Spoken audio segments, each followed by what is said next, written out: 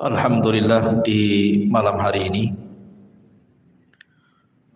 kita berada di bulan Rabiul Awal.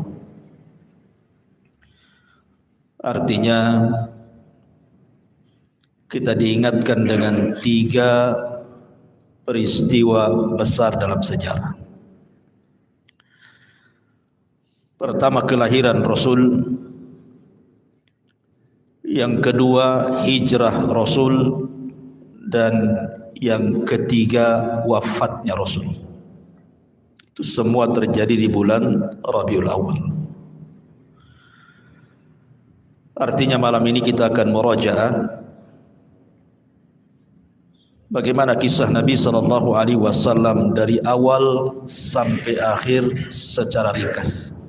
Karena ini pertemuan terakhir wafatnya Nabi SAW.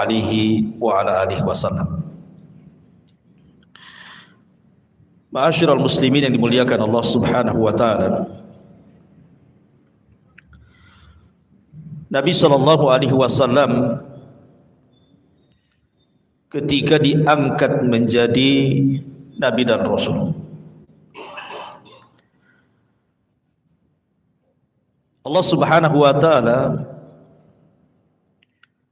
memberikan waktu terbaik atau zaman terbaik dari seluruh zaman-zaman setelahnya. Karena itu berdasarkan sabda Nabi SAW, khairun nas qarni, sebaik-baik zaman adalah zamanku. Artinya kita akan bercerita tentang masa ataupun zaman terbaik yang pernah ada dalam Islam. Itulah zaman di mana hidupnya Nabi SAW dan juga para sahabatnya. Bagaimana kisah kelahirannya? Bagaimana kisah diangkatnya menjadi nabi dan rasul? Bagaimana kisah dakwahnya? Bagaimana kisah Isra dan Mi'rajnya, kemudian hijrahnya sampai peperangannya dan diakhiri dengan wafatnya Nabi SAW. Tentu ini memerlukan waktu, jadi saya minta sabar. Malam ini cukup panjang ceritanya. Ma'asyiral muslimin yang dimuliakan Allah Subhanahu wa taala. Nabi SAW mendapatkan gelar Abul Qasim, diambil dari putra terbesar beliau, Qasim ibn Muhammad ibn Abdullah. Anak laki-lakinya banyak, diantaranya Abdullah dan juga Ibrahim. Tetapi Qasim menjadi kunyah Rasul, sampai-sampai Nabi SAW mengatakan, barang siapa yang berpuasa di hari yang diragukan, 1 atau 2 hari sebelum masuknya Ramadan, kata Nabi SAW, faqad asa Abul Qasim, maka dia telah bermaksiat kepada Abul Qasim, maksudnya Nabi SAW. Nabi SAW terlahir dari keluarga yang suci, mulai dari ayahandanya, kakeknya, buyutnya, sampai kepada Adam. Tidak ada yang berzina.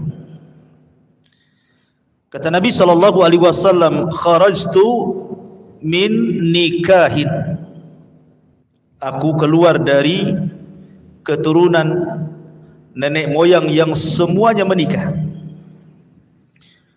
Walam akhruj min sifahin min waladi Adam ila an waladani abi wa ummi, dan aku tidak pernah keluar dari sperma yang hina sejak zaman Adam sampai ibu bapakku melahirkan aku. Artinya secara nasab Rasul itu terpelihara. Dan kita tahu bahwa Nabi SAW adalah orang terbaik dari kabilahnya. Nabi mengatakan, innallaha astafa Kinanatan min waladi Ismail. Sesungguhnya Allah Subhanahu wa taala telah memilih Kinanah, anak terbaik dari turunan Ismail. Wastafa Quraisyan min Kinanah, dan Quraisy adalah turunan terbaik dari kabilah Kinanah. Wastafa min Quraisyin Bani Hashim, dan Bani Hashim adalah turunan terbaik dari kabilah Quraisy. Wastafani min Bani Hashim, dan saya orang terbaik dari kabilah Bani Hashim. Artinya secara nasab, secara kabilah dan keturunan, Rasul itu bukan orang biasa, tapi orang yang terkenal kemuliaannya dari turun-temurun. Adapun nasab Nabi SAW ma'ruf, orang tuanya namanya Abdullah ibnu Abdul Muttalib, ibundanya namanya Aminah bintu Wahbin. Adapun paman-pamannya di sana ada Abbas, ada Hamzah, ada Zubair, ada Muqawwim, ada Al-Harith, ada Ghaidak, Qutham, Abdul Ka'bah, kemudian Jahal atau disebut dengan Al-Mughirah, termasuk juga Abu Lahab dan Abu Talib. Itu paman-pamannya. Tetapi yang hidup sampai diutusnya Nabi dan Rasul itu cuma 4. Yang 2 beriman dan 2 kafir. Yang beriman Abbas dan Hamzah, yang kafir Abu Lahab dan Abu Talib. Cuman bedanya Abu Lahab memusuhi Rasul, kalau Abu Talib memperjuangkan Rasul. Ini paman dari bapak maksudnya.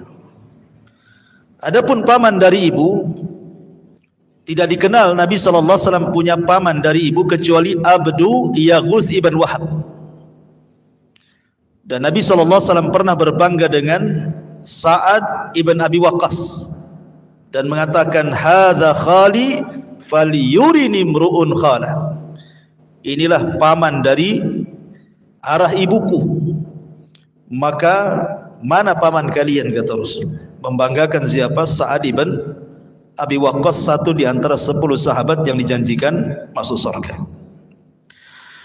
Ma'asyiral muslimin yang dimuliakan Allah Azza wa Jalla, ketika Abdullah ayahanda Nabi SAW berusia 18 tahun, ada yang mengatakan 15 tahun, maka ayahnya kemudian menikahkan dengan Aminah bintu Wahbin. Artinya orang dulu itu menikah muda-muda, tidak harus menunggu 25 tahun kayak orang sekarang ya, atau sampai yang jadi lapu gitu ya, sampai kuliah lama-lama nggak mau kawin juga habis kuliah itu. Kadang-kadang nunggu cari kerja, sudah kepala 4 baru sibuk cari pasangan. Ya sudah bujang lapuk lah kan ya. Sudah tua gitu ya, jadi kakek-kakek punya anak bayi jadinya nantinya. Jadi Abdullah ini menikah dengan Aminah di usia ada yang mengatakan 18 tahun, ada yang mengatakan 15 tahun. Lah kemudian ketika mengandung Rasul kita Muhammad sallallahu alaihi wasallam, dikatakan kepada Aminah, innaka qad hamalti bi sayyidati hadhil ummah, sesungguhnya engkau telah mengandung seseorang yang akan menjadi pemimpin umat ini. Fa idza waqa'a 'alal ardi faquli u'idzuhu bil wahid min syarri kulli hasid. Nanti kalau melahirkan anakmu, jangan lupa kau mengatakan, aku berlindung kepada zat yang satu dari setiap kejelekan orang-orang yang hasad kepadanya. Dan ketika itu Abdul Muttalib kakeknya bermimpi juga bahwa dia akan punya cucu. Dalam mimpinya disuruh untuk memberi nama Muhammad, dan nama Muhammad itu belum ada sebelumnya, belum ada orang yang namanya Muhammad kala itu.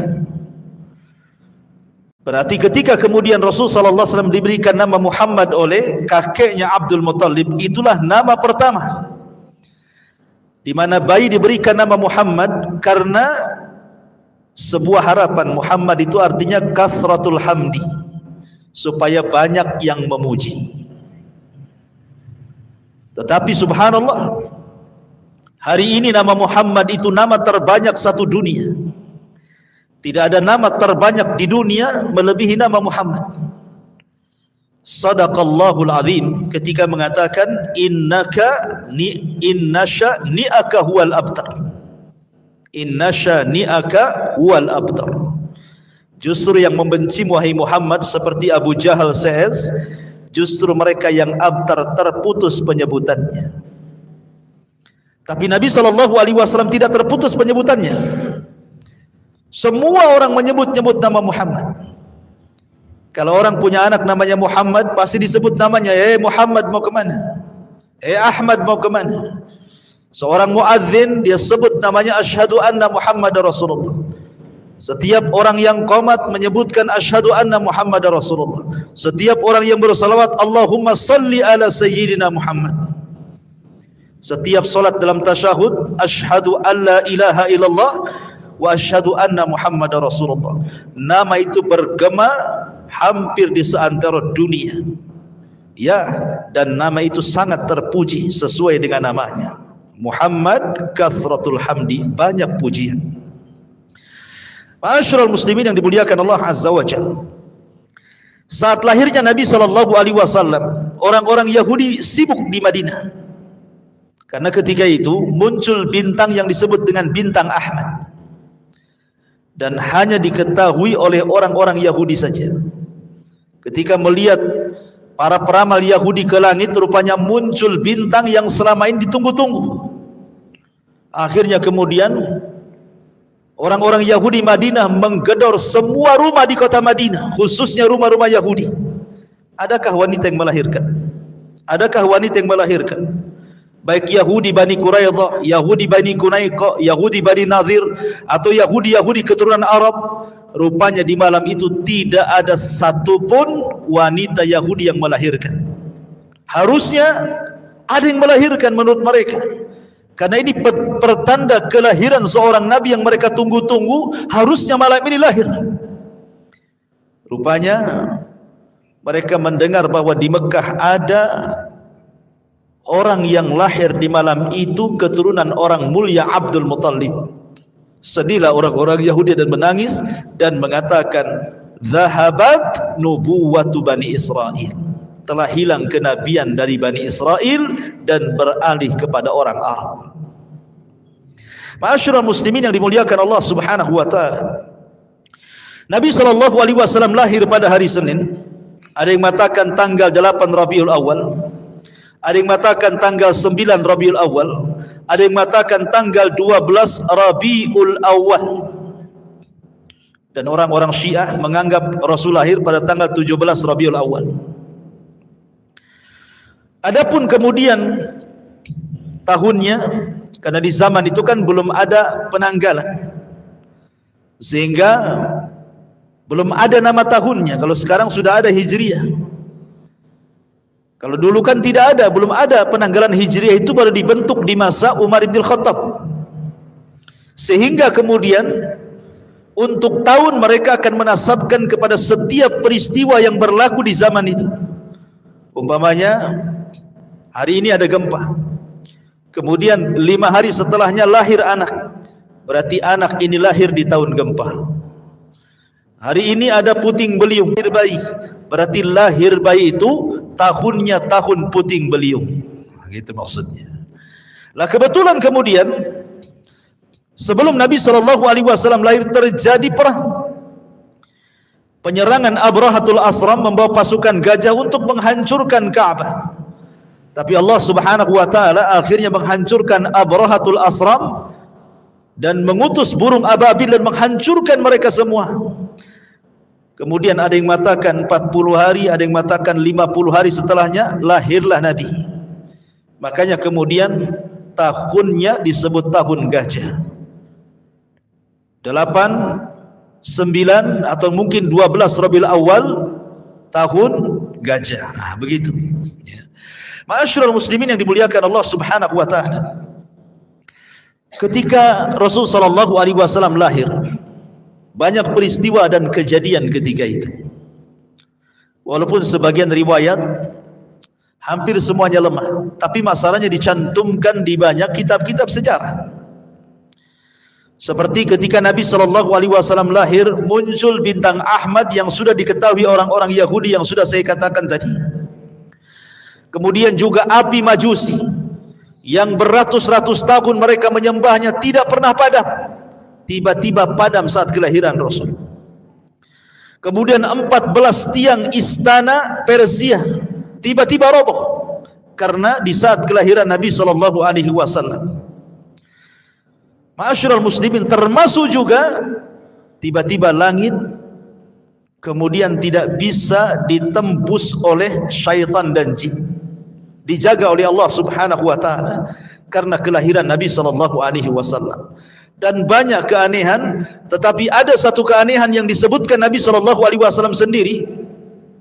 Dia menceritakan saat dia lahir terpancar cahaya yang terbentang antara barat dan timur, seolah-olah cahaya itu menandakan bahwa orang ini kelak akan menguasai barat dan timur.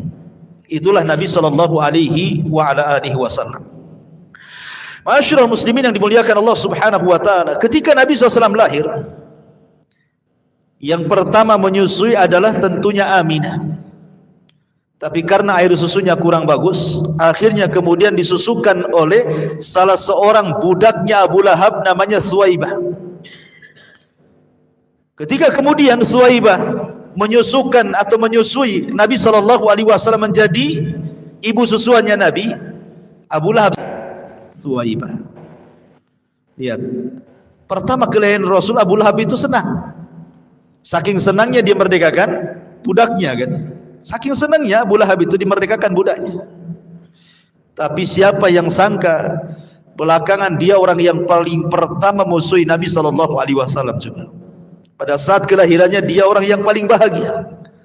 Saking bahagianya dimerdekakan Thuwaibah karena mau menyusui Nabi SAW. Bahkan ketika Nabi SAW sudah dewasa sekalipun dan menikah dengan Khadijah, kemudian punya anak wanita Ruqayyah dan Ummu Kulthum, keduanya dinikahkan dengan dua putra Abu Lahab. Baru setelah Nabi SAW jadi Nabi, maka Abu Lahab meminta kedua putranya menceraikan dua putri Nabi SAW. Begitulah bencinya Abu Lahab kepada Nabi SAW.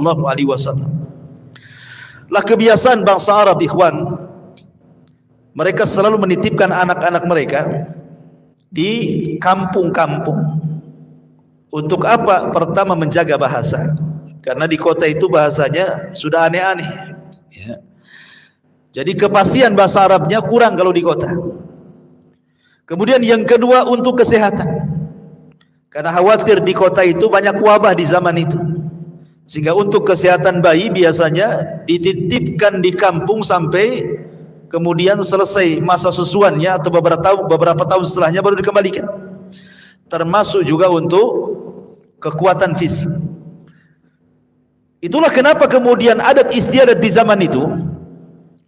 Jadi kalau seandainya seseorang melahirkan, maka akan dititipkan kepada badui supaya dirawat di badui beberapa tahun setelahnya. Nah, saat kelahiran Nabi SAW begitu juga, sama banyak wanita-wanita dari Arab, dari Arab Badui, khususnya dari Bani Sa'diyah, yang ketika itu memang terkenal wanita-wanitanya pandai mendidik ya. Dan juga kebetulan memang terjadi paceklik hebat di Bani Sa'diyah itu, sehingga orang kesulitan. Akhirnya para wanita-wanita yang punya anak, karena kalau tidak punya anak kan tidak keluar dari susunya, maka mereka kemudian datang ke kota untuk menawarkan diri siap menyusui anak-anak kota dengan imbalan sekian dan sekian. Subhanallah, setiap ada wanita yang melihat bayi Nabi SAW, tidak ada yang mau, lewat gitu saja. Kenapa alasannya? Pertama, yatim. Ayahnya meninggal ketika Rasul berada 4 bulan di kandungan ibundanya, sehingga kemudian kalau diambil, apa yang mereka akan dapat imbalan? Mereka tidak akan dapat imbalan. Makanya kemudian nengok bayi orang tuanya miskin, lewat gitu ya. Sampai akhirnya datanglah seorang wanita yang bernama Halimah As-Sa'diyah. Lah Halimah Sa'diyah ikhwatu fiddin muliakan Allah Subhanahu wa taala, dari Bani Sa'd ini, suaminya namanya Al-Haris ibn Abdul Uzza. Dialah wanita terakhir yang datang. Kenapa wanita terakhir yang datang? Pertama, dia miskin. Yang kedua, kendaraan yang ditungganginya adalah kendaraan yang kurus, sehingga tidak bisa menyusul kawan-kawannya. Kan di zaman itu bukan pakai mobil oplet gitu ya. Jadi memang kalau nggak pakai kuda, pakai keledai, pakai unta. Jadi yang ditungganginya itu unta kurus, sehingga tidak bisa menyusul kawan-kawannya. Ketika sampai di kota Mekah, tidak ada satupun bayi kecuali sudah diambil, kecuali bayi Muhammad sallallahu alaihi wasallam. Kenapa? Karena nggak ada orang yang ambil masalahnya. Sehingga akhirnya kemudian Halimah As-Sa'diyah ngomong sama suaminya, gimana ini, ada bayi cuma satu-satunya. Akhirnya kemudian suaminya hanya mengatakan, sudah ambil saja, mudah-mudahan bayi ini membawa karamah dan juga kebaikan. Akhirnya kemudian diambil. Subhanallah, betul apa kata suaminya. Halimah ini sudah kelelahan. Kemudian dia menggendong bayi namanya Abdullah. Kemudian karena kurang gizi makannya, air susunya kurang bagus, sehingga malam itu ketika dia sudah menggendong Rasul, tiba-tiba air susunya penuh. Dan ketika Nabi SAW hendak ditetekkan di sebelah kiri, tidak mau. Kenapa tidak mau? Karena tahu itu bukan hak dia, itu hak saudara sesusunya. Siapa? Abdullah, anak daripada Halimah. Jadi Nabi SAW hanya mau yang sebelah kanan. Subhanallah ya, bayi tahu mana haknya, mana yang tidak haknya. Antum dah bayi lagi, tapi tak paham ini hak antum, ini hak yang lain, itu tak paham gitu ya. Jadi Nabi SAW paham nih, ini bukan hak saya, nggak mau saya netes sebelah sini, saya mau netes sebelah sini saja. Akhirnya kemudian dua bayi itu gemuk. Kemudian malamnya juga mereka dapat berkah, mereka bisa tidur sampai pagi, akhirnya hilang capeknya. Kemudian mereka pulang, subhanallah. Padahal kawan-kawannya sudah duluan 2-3 hari sebelumnya mereka pulang. Tetapi ketika Rasul berada di pangkuannya, untanya kuat, kemudian sanggup berlari dan mampu mengejar teman-temannya, dan sampai di Bani Sa'diyah duluan dibandingkan temannya. Ini kan berkah, ini kan luar biasa. Ma'asyiral muslimin yang dimuliakan Allah Subhanahu wa taala, ketika kemudian Rasul di Bani Sa'diyah, kemudian disusukan oleh Halimah dengan saudara sesuanya Abdullah. Setelah kemudian beberapa tahun, ya sekitar usia 4 tahun, tiba-tiba kemudian terjadi pembelahan dada. Jadi ketika Nabi SAW bermain-main bersama kambing gitu ya, jadi kecil-kecil sudah main sama kambing. Jadi mainannya Rasul itu kambing. Kalau sekarang kan mainannya kereta-keretaan, boneka-bonekaan, bola, macam-macam kan. Jadi Rasul itu ya main dengan kambing itulah, bersama saudara sesuannya Abdullah. Tiba-tiba kemudian datang 2 malaikat, kemudian memegang Rasul, membelah dada Rasul, mengambil jantung Rasul, kemudian meletakkan di bejana emas. Di situ ada air Zam-Zam, kemudian dibersihkan dan dimasukkan kembali, kemudian dijahit kembali. Dan itulah operasi pertama di dunia, karena di zaman itu belum ada peralatan ya. Akhirnya kemudian ketahuan oleh Halimah bekas jahitannya, apalagi kemudian anaknya kemudian dengan polosnya menceritakan kejadian itu. Ketakutanlah Halimah, akhirnya kemudian mengembalikan Rasul kepada Aminah ibundanya, dan mengatakan kepada Aminah, saya hendak mengembalikan putramu wahai ibunda Aminah, saya takut putramu kena jin katanya. Tetapi Aminah mengatakan, jangan takut dari jin, karena bayi ini saat dilahirkan terpancar cahaya begini dan begitu. Kemudian diceritakan mimpinya. Kemudian kata Halimah, kalau begitu kembalikan kembali, biar dia bersamaku kembali. Akhirnya dibalikan lagi ke Bani Sa'diyah sampai usianya 6 tahun. Ketika sudah 6 tahun, namanya ibundanya kan, berpisah dengan anaknya 6 tahun, tentu sangat rindu. Makanya oleh Halimah kemudian di usia 6 tahun dibalikkan Nabi SAW ke pangkuan ibundanya. Akhirnya kemudian Ketika di pangkuan ibundanya, Aminah ingin mengajak Rasul kecil ke Madinah dalam rangka ziarah kuburan ayahandanya Abdullah, karena ayahandanya meninggal di Madinah karena terkena wabah Yathrib ketika itu. Jadi ayahandanya terkena wabah. Ya kalau zaman sekarang ya macam corona lah ya. Akhirnya sakit-sakit 1 bulan, kemudian meninggal saat perjalanan dari Mekah hendak berniaga ke Syam. Sakit 1 bulan di Madinah, kemudian akhirnya wafat. Lah kemudian Aminah ini ingin berziarah. Kemudian berziarahlah ke Madinah setelah melihat kuburan ayahandanya Nabi SAW dan menginap beberapa malam di Madinah. Maka kemudian pulanglah Aminah bersama Rasul kecil dan juga budaknya namanya Ummu Aiman. Tapi sayang di antara Mekah dan Madinah ada satu tempat namanya Abwa. Rupanya Aminah sakit parah dan Allah takdirkan meninggal di Abwa. Subhanallah, Rasul menjadi yatim dari 2 arah. Bapaknya meninggal, ayahandanya juga meninggal. Bahasa kita ya, yatim piatu gitu. Kalau bahasa Arab nggak ada piatu, yang ada yatim saja. Lah akhirnya kemudian Ummu Aiman membawa Rasul sallallahu alaihi wasallam pulang dan dititipkan di kakeknya Abdul Muttalib. Tapi sayang hanya 2 tahun Abdul Muttalib merawat Nabi SAW. Ketika usia Rasul 8 tahun, Abdul Muttalib pun kemudian meninggal dan pupus usia. Kemudian Abdul Muttalib berwasiat kepada salah satu putranya Abu Talib ini untuk merawat cucunya Rasulullah SAW ini. Kenapa kemudian yang dipilih oleh Abdul Muttalib itu Abu Talib? Bukankah paman Rasul ada yang kaya? Abu Lahab kaya, Hamzah, ya kan? Kenapa mesti Abu Talib?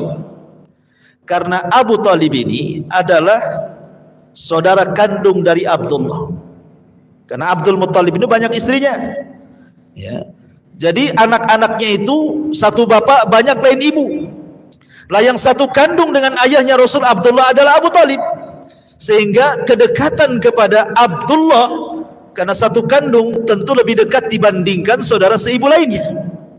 Makanya Abdul Muttalib menitipkan Rasul kepada Abu Talib, berwasiat untuk dirawat.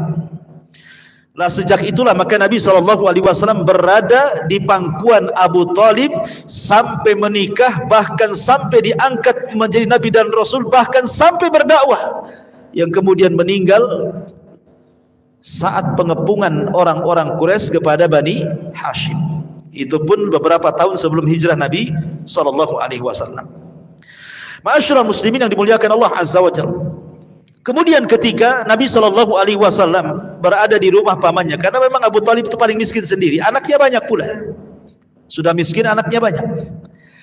Tetapi Abu Talib sejak kecil Rasul memang lebih sayang kepada Nabi SAW dibandingkan kepada anak-anak yang lainnya. Luar biasa perlakuan Abu Talib itu kepada Rasul SAW. Wajar kalau kemudian Rasul sedih ketika Abu Talib meninggal karena tidak mengucapkan 2 kalimat syahadat, ya. Lah kemudian Nabi SAW ketika usianya 12 tahun, Abu Talib menghendaki untuk mengajarkan bagaimana cara menjadi seorang peniaga. Karena bagaimanapun orang-orang Arab, orang-orang Mekah khususnya di kala itu, mereka para peniaga handal. Jadi masuk ke urat nadi mereka, ke darah-darah mereka itu perdagangan, peniagaan. Ilmu bisnis itu sudah mengakar dan mengurat kepada orang-orang Quraisy itu, sampai Allah Subhanahu wa taala katakan li ila fi quraisyin ila fihim rihlatash syita'i was-saif. Jadi kebiasaan orang-orang Quraisy itu mereka suka mengadakan rihlah, safar untuk berniaga ke Yaman dan ke Syam. Jadi usia 12 tahun itu Nabi diajak oleh Abu Talib. Tapi sayang kemudian ketika sampai di sebuah tempat, maka kemudian dia berjumpa dengan seorang pendeta namanya Buhairah Rahib. Pendeta ini yang mencegat kafilahnya Abu Talib, karena pendeta ini seorang kahin, ada yang mengatakan seorang dukun, ya. Ada yang mengatakan dia pendeta yang paling keras ekstrim di zaman itu, sampai diusir dari kanisahnya, kemudian hidup di padang pasir. Jadi dia ketika melihat tanda-tanda bahwa akan lewat seorang yang akan menjadi Nabi dan Rasul. Jadi dia tiap hari itu nunggu, setiap ada kafilah dari Arab ditunggu sama dia. Lah ketika kemudian berjumpa dengan kafilahnya Abu Talib, tiba-tiba disetop, disuruh masuk ke rumahnya dan dijamu. Ketika betul apa yang diramalkan oleh dukunnya, tiba-tiba kemudian dia diperjumpakan dengan Nabi SAW ketika itu usianya 12 tahun. Dan ketika melihat tanda-tandanya, Buhairah Rahib yakin bahwa ini seorang Nabi. Ketika ditanya oleh Abu Talib, bagaimana kau tahu ya? Kau tidak melihat setiap dia berjalan, tidak ada satu awan kecuali akan menaungi di atasnya. Tidak ada satupun pohon dan batu kecuali akan salam kepadanya. Sebaiknya pulang lagi ke Mekah. Jangan meneruskan perjalanan ke Syam. Dikhawatirkan orang-orang Yahudi Syam tahu bahwa ia calon seorang Nabi, maka mereka akan membunuhnya. Balikkan lagi ke Mekah. Akhirnya kemudian dibalikkan lagi ke Mekah. Lah di Mekah ini ikhwatu fillah muliakan Allah Azza wa Jalla, apa yang dilakukan Nabi untuk meringankan beban pamannya Abu Talib? Akhirnya dia mengikuti usia-usia sebayanya, menjadi penggembala kambing dari orang-orang kaya, maka akan mengambil upah dari hasil penggembalanya. Begitulah Nabi SAW mengatakan, ma min nabiyyin illa wara'al ghanam. Tidak ada satupun Nabi kecuali semuanya pernah menggembala kambing. Ya, jadi kalau antum ingin mencontoh Nabi SAW, jadi penggembala. Cari tanah di Tiban sana, luas tuh, beli kambing di situ. Ya. Jadi Nabi SAW sudah dididik oleh Allah Subhanahu Wa Taala sebelum memimpin umat, disuruh memimpin kambing dulu. Kenapa demikian? Karena memimpin kambing itu, menjadi penggembala kambing itu akan terlahir sifat-sifat baik, akan terlahir sifat-sifat kesabaran. Namanya punya peliharaan kan harus sabar, kalau nggak sabar matilah peliharaannya. Ya. Harus punya sifat kasih sayang, sebab kalau binatangnya sakit kan diobati. Harus sayang, kalau tidak sayang mati binatangnya. Ya. Harus punya sifat keberanian, karena kambing ini selalu diterkam serigala. Artinya dia harus melawan serigala supaya serigala jangan makan kambingnya, gitu ya. Kemudian juga ada sikap kelembutan. Jadi banyak sifat-sifat yang kemudian terlahir dari penggembala kambing ini, yang kemudian menjadi sifat bagi Nabi SAW yang baik. Itulah kemudian sifat-sifat itulah yang kelak akan memimpin umat. Ya. Jadi luar biasa ya. Jadi penggembala itu ada faedah dan manfaatnya. Jadi Rasul sebelum menjadi pemimpin umat disuruh memimpin kambing dulu, gitu maksudnya. Lah ketika kemudian Nabi SAW sudah berusia mungkin 18 tahun, 19 tahun, artinya kan sudah dewasa. Mulailah Rasul menyusul teman-teman yang sebayanya berniaga. Mulai berniaga dia. Tetapi ya sebelum saya ingin ceritakan berniaganya Rasul, jadi ketika dia menjadi penggembala kambing ikhwan, ya usia-usia 15 gitu ya, 16 tahun gitu. Nabi SAW itu selalu dititipi kambing. Jadi kalau umpamanya ada orang menikah, ada walimatul arus, ya kan? Kawan-kawan yang seprofesinya kan kadang-kadang diundang, ada undangan datang. Tapi kan kadang-kadang bingung, harus kemanakan nih kambing ini? Nanti kalau ditinggal hilang. Akhirnya kemudian mulailah mereka menitip kepada Rasul, karena Rasul tidak mau hadir di pesta-pesta yang ada minuman khamar di situ, yang ada biduan-biduan wanita yang membuka aurat. Rasul tidak mau, sehingga Rasul fokus saja jadi penggembala kambing, sehingga teman-temannya itu selalu menitipkan kambing. Subhanallah, bukan 1-2 kambing yang dititipkan, itu ribuan kambing kan gitu ya. Akan tetapi apapun yang dititipkan kepada Rasul, tidak ada yang hilang, tidak ada yang sakit, justru kambingnya makin gemuk, sehingga kemudian teman-temannya menjuluki Rasul sebagai Shadiqul Amin. Jadi Rasul itu orangnya jujur, amanah, ya kan? Itu sejak menjadi penggembala itu kawan-kawannya selalu memuji Rasul, sehingga akhirnya kemudian tersebarlah sifat ini kepada teman-teman yang lainnya yang bukan sebagai penggembala kambing. Makanya kenapa Nabi SAW walaupun sudah diangkat jadi Nabi dan Rasul, akhirnya orang-orang musyrik pun masih menitipkan barang kan sama Nabi. Bahkan rumahnya Rasul Khadijah itu menjadi penitipan barang, atau mungkin kalau sekarang disilahkan bank syariat pertama lah, ya. Rasul itu membuat bank syariat pertama karena rumah Khadijah itu jadi wadah tempat penitipan barang. Akhirnya kemudian ketika kemudian Rasul beralih profesi dari pengembala akhirnya jadi pedagang, lah mulailah kemudian makin harum namanya. Bagaimana kejujurannya dalam berniaga, bagaimana supelnya, bagaimana akhlaknya, bagaimana kejujurannya, dan begitu seterusnya, sehingga terdengar kepada seorang wanita tajirah, wanita miliarder, Khadijah bintu Khuwailid, wanita suci yang sudah menutup auratnya, padahal di zaman jahiliyah terbiasa buka aurat, tapi Khadijah sudah pakai jilbab. Makanya kenapa orang-orang Arab apabila keluar masuk rumah Khadijah mereka mengatakan, aku masuk ke rumah wanita suci dan keluar dari wanita suci. Itulah ucapan orang-orang jahiliyah kepada Khadijah. Dakhaltu minat tahirah wa kharajtu minat tahirah. Mereka mengatakan seperti itu. Aku masuk ke rumah wanita suci, keluar pun dari wanita suci. Karena sudah menutup auratnya walaupun belum masuk Islam, Nabi aja belum diutus. Ya. Akhirnya kemudian cobalah Khadijah melobi Nabi SAW untuk berniaga dengan dia dengan cara sistem mudharabah. Mudharabah itu artinya Khadijah yang punya modal, Rasul yang memainkan modalnya. Maka setelah kemudian beberapa kali kemudian berniaga menggunakan harta Khadijah dan selalu mendapatkan keuntungan besar, Khadijah makin penasaran tuh. Akhirnya kemudian Khadijah mengirim gulamnya, budaknya namanya Maisarah. Maisarah, sekali-kali kau temani Muhammad itu berniaga ke Syam, catat segala sesuatu peristiwa yang terjadi, baik sebelum berjalan, baik di tengah perjalanan, baik ketika sampai di Syam, baik ketika berniaga, kemudian pulangnya dan sampai lagi ke Mekah. Jangan ada yang terlewatkan catatannya. Akhirnya Maisarah pun mengikuti apa yang disarankan Khadijah. Sepanjang jalan diperhatikan oleh Maisarah itu. Dan luar biasa Maisarah mencatat bagaimana akhlak yang tinggi daripada Rasul SAW dan keajaiban-keajaiban selama perjalanan. Termasuk batu mengucapkan salam, pohon mengucapkan salam, awan kemudian menaungi Rasul.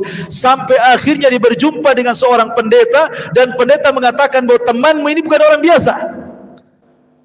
Dia pasti jadi seorang nabi katanya. Makin yakin lagi Maisarah ini, ketika pulang ke Mekah diceritakan kepada Khadijah. Dari situlah kemudian tertanam benih-benih cinta Khadijah kepada Rasul sallallahu alaihi wasallam dan meminta kepada Nafisah, saudarinya untuk menanyakan kepada Nabi sallallahu alaihi wasallam kesiapan dia mau enggak menikah dengan Khadijah. Tapi Nabi sallallahu alaihi wasallam orang beradab. Dia tidak lantas mau enggak kayak gitu. Itu antum itu kayak gitu. Ya, apalagi perantau, ya kan? Susah di Batam, tahu-tahu ada janda kaya, cantik, rumahnya megah, pengusaha, ngelamar antum pula. Saya yakin antum nggak usah menganggukkan, besoklah kita jadi. Itu. Artinya bahwa Nabi SAW itu beradab, tidak langsung mengiyahkan apa yang dikatakan Nafisah. Dia mengatakan, tunggu dulu, saya punya orang tua, maksudnya Abu Talib, saya akan tanya dulu. Akhirnya kemudian Rasul bertanya kepada Abu Talib, boleh enggak saya menikah dengan Khadijah? Kalau kata Abu Talib jangan, tidak. Kalau kata Abu Talib iya. Itulah seorang baktinya Nabi SAW kepada Abu Talib, karena dia tahu siapa Abu Talib, ayah angkatnya, dan Abu Talib sudah menganggap dia putranya. Sebagaimana ketika sebelumnya juga dia ditawari oleh Khadijah untuk berniaga, dia pun tidak langsung mengiyahkan mau ngambil modalnya Khadijah. Tanya dulu Abu Talib kan itu, boleh enggak saya bekerja sama dengan Khadijah? Kalau boleh main, kalau tidak tak jadi kan itu ya. Jadi tetap Rasul itu birrul walidain dengan pamannya, dengan Abu Talib. Subhanallah, ketika Abu Talib mendengar dia dilamar atau dipinang Khadijah, senang. Kemudian mengatakan, ya Khadijah wanita baik-baik. Kemudian disitulah terjadi pernikahan antara Rasul dan juga Khadijah. Inilah pernikahan pertama di tengah-tengah jahiliyah, di mana ada seorang laki-laki menghormati seorang wanita dengan mahar yang tinggi. Nabi SAW memberikan mahar yang terbaik kepada Khadijah. Tidak seperti antum. Ya, paling apa? Seperangkat alat sholat. Itu pun sajadahnya saja. Bukannya dah sampai. Sajadahnya saja. Jadi intinya bahwa Nabi SAW ingin memperlihatkan bagaimana cara memuliakan seorang wanita. Maka menikahlah akhirnya Rasul SAW dengan Khadijah. Dan Khadijah kemudian setelah menikah memberikan seluruh kekayaannya kepada Rasulullah. Ini rumah milikmu, ini harta milikmu, ini modal milikmu. Sudah, saya jadi ibu rumah tangga saja. Coba seandainya antum menikah dengan janda kaya, ya. Ada nggak seorang janda mengatakan ini mobil untukmu, ini rumah untukmu, kebun untukmu, rekening untukmu? Nggak ada. Yang ada, yuk kita ke notaris yuk, katanya. Ini punya saya. Ini punya kamu, kan gitu kan. Tapi Nabi SAW, kenapa kok Khadijah sampai habis-habisan memberikan kekayaan kepada Rasul? Karena tahu siapa Nabi. Walaupun belum tahu dia akan jadi Nabi, tetapi Khadijah tahu akhlaknya kan. Akhirnya kemudian betul-betul Nabi SAW mengelola harta Khadijah sebaik mungkin sehingga bertambah. Disinilah Rasul berjumpa dengan para peniaga besar. Berjumpa dengan Abu Bakar, peniaga emas gitu ya. Berjumpa dengan Utsman bin Affan, Abdurrahman bin Auf dan para peniaga Arab. Di sini kenalannya ketika menjadi peniaga besar, tujar akbar itu. Lah dari kemudian pernikahan Rasul dengan Khadijah lahirlah Qasim, tapi sayang masih bayi sudah meninggal. Abdullah juga lahir bayi meninggal juga. Ketika melihat Rasul sedih punya anak, karena di zaman itu anak laki-laki itu anak emas masalahnya. Anak perempuan itu tidak dipandang oleh orang-orang jahiliyah. Bahkan saking jahatnya orang-orang jahiliyah kepada anak perempuan itu dikubur hidup-hidup masalahnya. Dan itu difirmankan dalam Al-Quran, wa idza busyira ahadukum bil untha dhalla wajhuhu muswadda wa huwa kadhib. Apabila dihabar gembirakan kepada mereka akan kelahiran anak perempuan, marah mereka. Ya. Dan mereka akan menyembunyikan anak itu. Sebagian mereka dikuburkan hidup-hidup karena aib bagi mereka. Sehingga anak laki-laki itu berharga. Jadi wajar kemudian Nabi SAW sedih ketika kematian Ibrahim dan juga Qasim dan juga Abdullah. Kalau Qasim lahir sebelum diangkat jadi Nabi, kalau Abdullah saat belum diangkat jadi Nabi, itu lahirlah Abdullah. Maka dikasih nama Abdullah. Namanya nama bagus gitu ya. Lah akhirnya Khadijah melihat kesepian Rasul. Khadijah kebetulan punya budak namanya Zaid. Ya. Maka akhirnya kemudian Zaid inilah dihadiahkan kepada Rasul sebagai anak angkatnya untuk melipur lara gitu ya. Ya kan kadang kalau kita punya anak angkat dari bayi kan sudah terasa anak sendiri gitu kan. Jadi terobatilah anak-anak meninggal itu. Akhirnya Zaid pun sempat kemudian dinasabkan kepada Rasul. Saking cintanya dengan Zaid sampai Rasul pernah mengatakan di hadapan orang-orang Quraisy, "Hadza Zaid ibn Muhammad." Anak ini namanya Zaid bin Muhammad. Tapi Allah turunkan ayat tidak boleh menasabkan anak angkat kepada bapak angkatnya. Allah mengatakan di awal-awal surat Al-Ahzab, "Ma ja'alallahu ad'iyaakum abna'akum. Ud'uuhum li'abaihim wa aqsatu indallah." Tidak boleh anak angkat dinasabkan kepada angkat, tetapi berikanlah nasabnya kepada bapak asli, itu lebih adil. Akhirnya sama Rasul dibalikkan dari Zaid ibn Muhammad menjadi Zaid ibnul Harithah. Kemudian Nabi SAW juga punya anak perempuan yang paling besar namanya Zainab. Kemudian menikah dengan Abul As ibn Rabi. Kemudian punya anak lagi Ruqayyah. Menikah dengan Utbah, kemudian diceraikan, akhirnya menikah dengan Utsman. Kemudian punya anak lagi Ummu Kulsum, menikah dengan Utaibah, diceraikan juga, akhirnya dinikahi Utsman juga setelah meninggalnya Ruqayyah. Dan terakhir Fatimah yang dinikahi Ali bin Abi Thalib radhiyallahu anhu. Itu anak perempuannya. Anak laki-lakinya ada Qasim, ada Abdullah, ada Ibrahim. Tapi Ibrahim bukan putra dari Khadijah, tapi putra dari budaknya Maria Al-Qibtiyah. Dan itu ketika di ujung-ujung Nabi SAW berada di kota Madinah, di ujung-ujung akhir hayatnya, dikaruniai Ibrahim. Tapi sayang 1 tahun 8 bulan juga meninggal Ibrahim. Ada apa? Kenapa anak-anak laki-laki Rasul tidak boleh hidup? Karena kebiasaan Nabi, kalau punya anak kemudian dia hidup, maka jadi Nabi lagi nanti. Sementara tidak ada Nabi setelah Rasul kan. Makanya anak laki-lakinya tidak ada yang hidup kan. Karena kebiasaan Nabi kalau punya anak kemudian hidup, itu jadi Nabi biasanya. Contoh, Ibrahim punya anak Ismail jadi Nabi, punya anak Ishak jadi Nabi. Kemudian Ishak punya anak Yakub jadi nabi. Yakub punya anak Yusuf jadi nabi. Nabi Daud punya anak Sulaiman jadi nabi. Kan itu ya. Tapi Nabi SAW tidak dikaruniai anak. Maksudnya tidak ada yang hidup sampai besar dan meninggal di waktu bayi, karena salah satu penyebabnya kalau seandainya masih hidup anak Nabi SAW dikhawatirkan jadi nabi, dan Rasul mengatakan la nabiyya ba'di, tidak ada nabi sepeninggalku, kata Rasul. Tidak ada nabi sepeninggalku. Ya. Kemudian juga yang kedua, boleh jadi supaya hikmahnya kenapa putra-putra Rasul tidak ada yang hidup sampai besar, dikhawatirkan nanti ada yang gulu. Boleh jadi kemudian memuji dan menyembahnya. Kan itu ya. Karena anak Nabi masalahnya, kan itu ya. Jangankan anak-anak Nabi, cucu Nabi Hasan Husain aja ada yang menyembah, kan itu ya. Orang Syiah itu menyembah Hasan Husain. Ya. Ma'asyiral muslimin yang dimuliakan Allah Subhanahu wa taala. Kembali. Jadi ketika Nabi SAW kemudian mulai berniaga, berjumpa dengan tujar yang besar-besar, para peniaga seperti Abu Bakar, Utsman, Abdurrahman bin Auf dan yang lainnya, yang kelak justru teman-teman seprofesi peniaga itu justru masuk Islam awal-awal, kan? Kenapa? Karena mereka tahu saat berinteraksi dengan Rasul, saat berniaga, tahu akhlaknya, tahu amanahnya, tahu kejujurannya, dan begitu seterusnya, kan itu. Lah ketika Nabi SAW kemudian di usia 15 tahun terjadi apa yang disebut dengan perang Fujar namanya. Rasul juga terlibat dalam perang Fujar di sini. Kemudian setelahnya ada namanya Hilful Fudul juga, Rasul terlibat di situ juga gitu. Artinya sampai ketika kemudian Ka'bah di usia 17 tahun atau 18 tahun kan, Ka'bah itu kan sempat hancur separuh tuh. Ya, karena terkena banjir. Akhirnya kemudian oleh orang-orang Quraisy dirobohkan Ka'bah itu. Ketika hendak merobohkan gak ada yang berani. Kenapa? Karena masih teringat dengan kisah Abraha. Jangan-jangan kalau dirobohkan datang pula Ababil, kan itu. Sehingga ada seseorang yang paling tua di antara mereka namanya Al-Walid ibn Mughirah. Dia membawa palu dan mengatakan, biar aku saja yang menghancurkan, karena aku tidak hendak meniat buruk. Pasti tidak akan ada apa-apa. Kalaupun ada apa-apa biar saya yang mati, katanya. Akhirnya mulailah dia robohkan sedikit-sedikit. Ternyata tidak ada Ababil, tidak ada azab, tidak ada bala.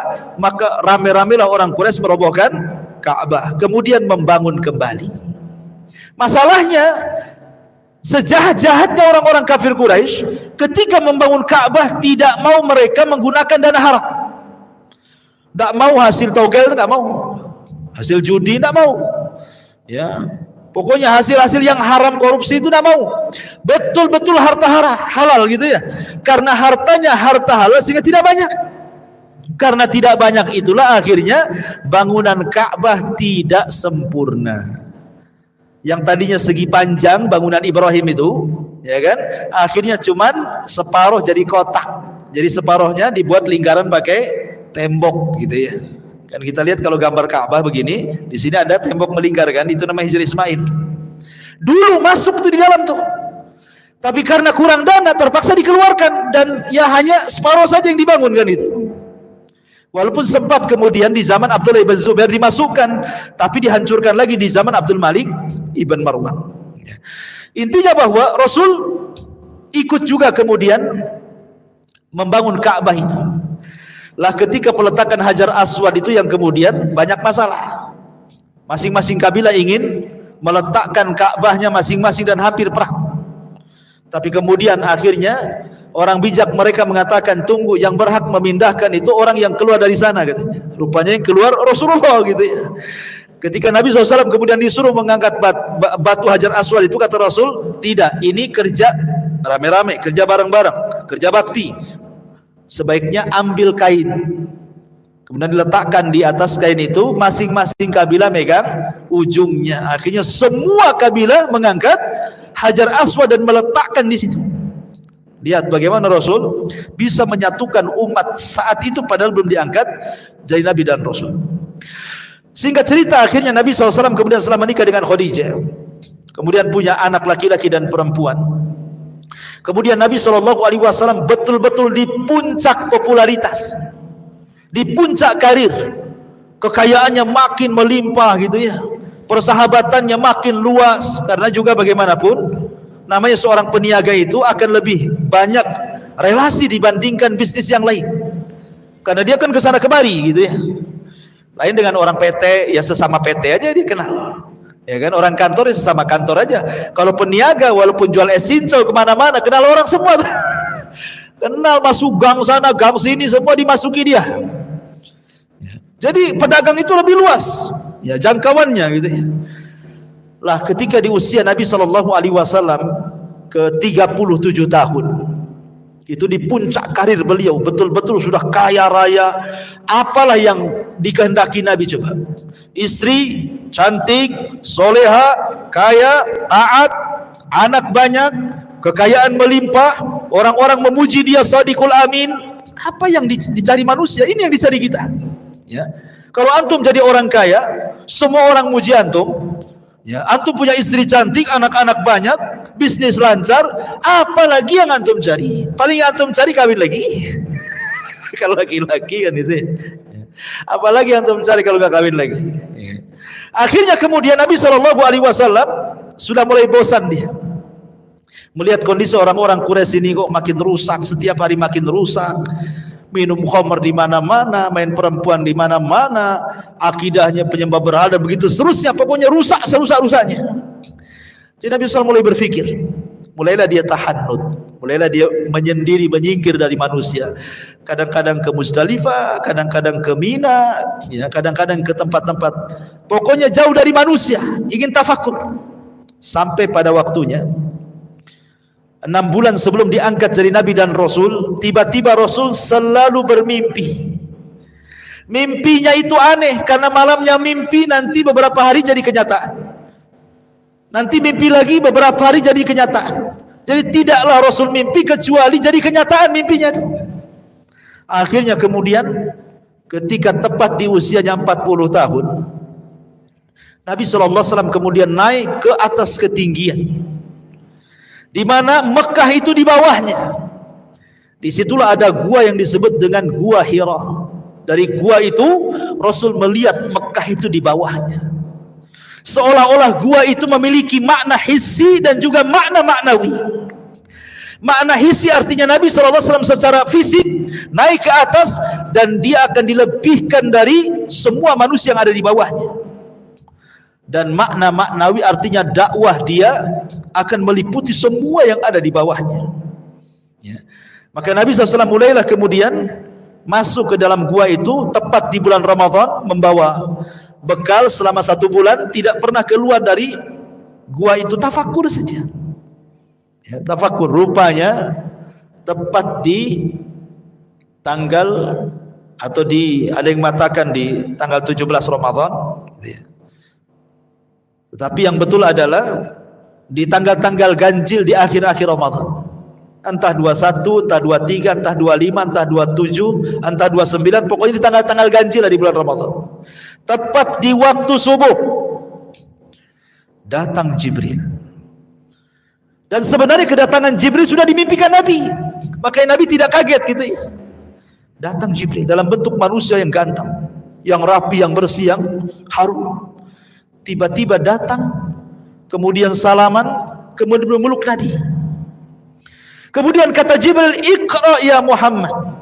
Baca wahai Muhammad. Nabi SAW memahami Iqra itu artinya membaca tulisan. Sementara Rasul tidak bisa menulis, tidak bisa membaca. Makanya Rasul dengan tegas, "Ma ana biqari," aku tidak bisa baca. Kata Jibril, "Iqra," baca. Kata Rasul, "Ma ana biqari," aku enggak bisa baca. Sampai 3 kali. Akhirnya Jibril mengatakan, "Iqra bismi rabbikal ladzi khalaq, khalaqal insana min 'alaq, iqra wa rabbukal akram, alladzi 'allama bil qalam, 'allamal insana ma lam ya'lam." 5 ayat suratul Alaq turun sebagai pengesahan SK didaulatlah Rasul menjadi nabi. Dengan turun 5 ayat surah Al-Alaq berarti resmi dia jadi nabi. Kemudian Nabi SAW setelah itu, setelah peristiwa itu, tidak pernah berjumpa dengan Jibril lagi. Tidak pernah berjumpa.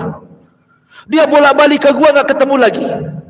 Dia bolak-balik ke gua selama 6 bulan, terus setiap bulan dia balik lagi, nggak ketemu lagi dengan orang itu.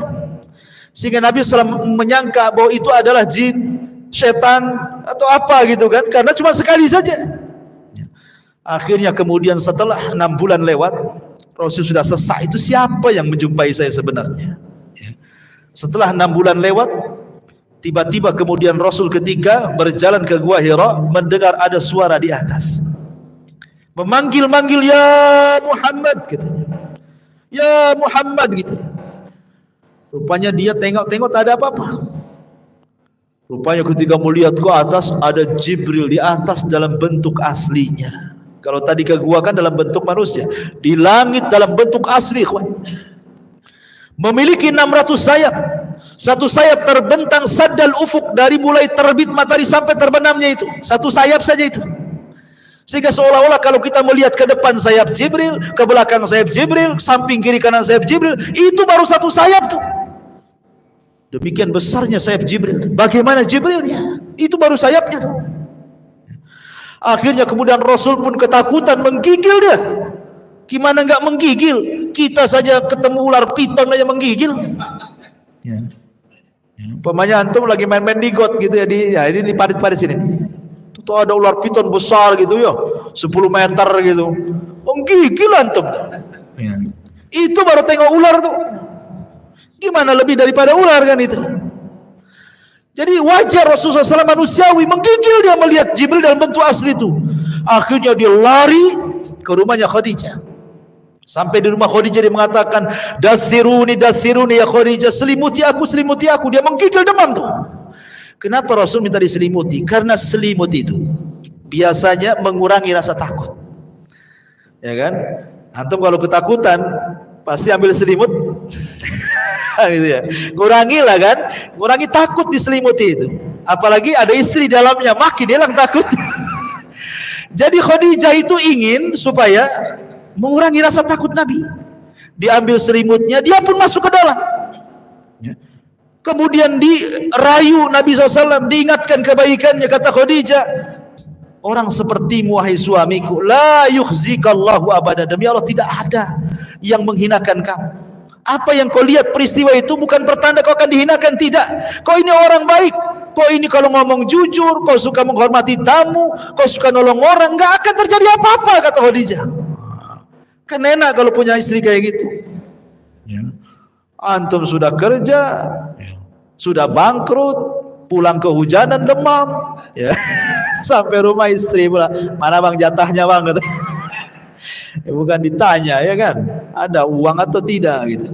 Intinya bahwa Khadijah ini berusaha melembutkan hati Rasul, sampai Rasul zahabar rau dalam riwayat, sampai betul-betul hilang takutnya, betul-betul takut. Sampai di sini perjuangan Khadijah memberikan keterangan kepada Rasul, tidak. Khadijah bawa Rasul keesokannya kepada siapa? Kepada saudaranya Waraqah ibn Naufal. Kemudian kata Khadijah, wahai Waraqah, suamiku ini mengalami begini-begini dari peristiwa. Apa pertanda ini? Maka Nabi SAW kemudian menceritakan kisah mulai dari Gua Hira, kemudian Jibril memeluk dia, kemudian turun surah Al-Alaq sampai ketemu dengan Jibril dalam bentuk asli gitu ya. Kemudian Waraqah ketika itu kaget dan mengatakan, betul kau berjumpa dengan namus? Namus itu artinya makhluk yang bersayap. Iya, kata Rasulullah. Wallahi demi Allah, kata Waraqah, namus itu pernah turun kepada Musa dan kepada Isa, sekarang kepadamu, engkau akan jadi nabi, katanya. Demi Allah, kalau aku masih muda, kata Waraqah, ketika kau mengusirmu, aku yang akan membelamu. Rasul kaget. Hei Waraqah, orang sebaik aku akan diusir? Enggak ada orang yang mencela aku, semua orang mengatakan Shadiqul Amin, aku akan diusir, katanya. Kata Waraqah, ya, tidaklah orang yang membawa seperti yang kau bawa kecuali illa udhi, pasti disakiti, pasti akan diuji. Tapi sayang 6 bulan setelahnya Waraqah meninggal dunia. Dari sini terjadi khilaf pendapat, apakah Waraqah ini orang yang pertama masuk Islam dari kalangan orang dewasa ataukah Abu Bakar? Ada yang mengatakan Waraqah, ada yang mengatakan Abu Bakar. Ada yang memerinci, Waraqah itu dia beriman saat Nabi jadi Nabi, belum dia akan jadi Rasul. Tapi Abu Bakar adalah masuk ke dalam agama Rasul saat dia sudah jadi Nabi dan jadi Rasul. Ada yang kemudian berusaha menjamak seperti itu, ya. Jadi kalau Waraqah itu hanya sebatas beriman. Kalau Abu Bakar bukan hanya beriman tapi mendakwahkan, gitu maksudnya. Taib, kembali. Jadi setelah kemudian Nabi SAW diberi nasihat oleh Waraqah supaya sabar, macam-macam lah. Apa yang kau hadapi ini luar biasa. Nanti akan diingatkan lagi pesannya Waraqah ini saat kematian Khadijah masalahnya. Oleh Khadijah itu akan diingatkan lagi. Lah akhirnya kemudian setelah Nabi SAW kemudian agak tenang, tidurlah di malam hari. Ketika dia sedang tidur, Jibril datang. Memanggil-manggil dari langit, ya ayyuhal muddathir, kum fa'anzir, wa rabbaka fakabbir, wa siyabaka fatahhir, wa rujza fahjur, wa la tamnun tastakthir, wa li rabbika fasbir. Turun surah Mudaththir. Terkejut Nabi, ya. Karena Jibril mengatakan, membawakan firman Allah, ya ayyuhal muddathir, hai orang yang berselimut, qum, berdiri. Fa'angdir, kau sudah boleh memberikan peringatan kepada manusia. Jadi kalau apa bedanya nubuah dengan kerasulan itu? Kan nubbi abil alaq wa ursila bil mudaththir. Diangkat jadi nabi dengan turunnya 5 ayat surah Al-Alaq, dan diangkat menjadi rasul dengan turunnya 5 ayat surah Al-Mudaththir. Kalau nubuah itu belum ada perintah untuk tabligh, belum ada perintah untuk menyampaikan risalah, hanya disuruh beriman, ya kan? Tetapi kalau sudah rasul, ini bukan hanya beriman tetapi sampaikan kepada manusia.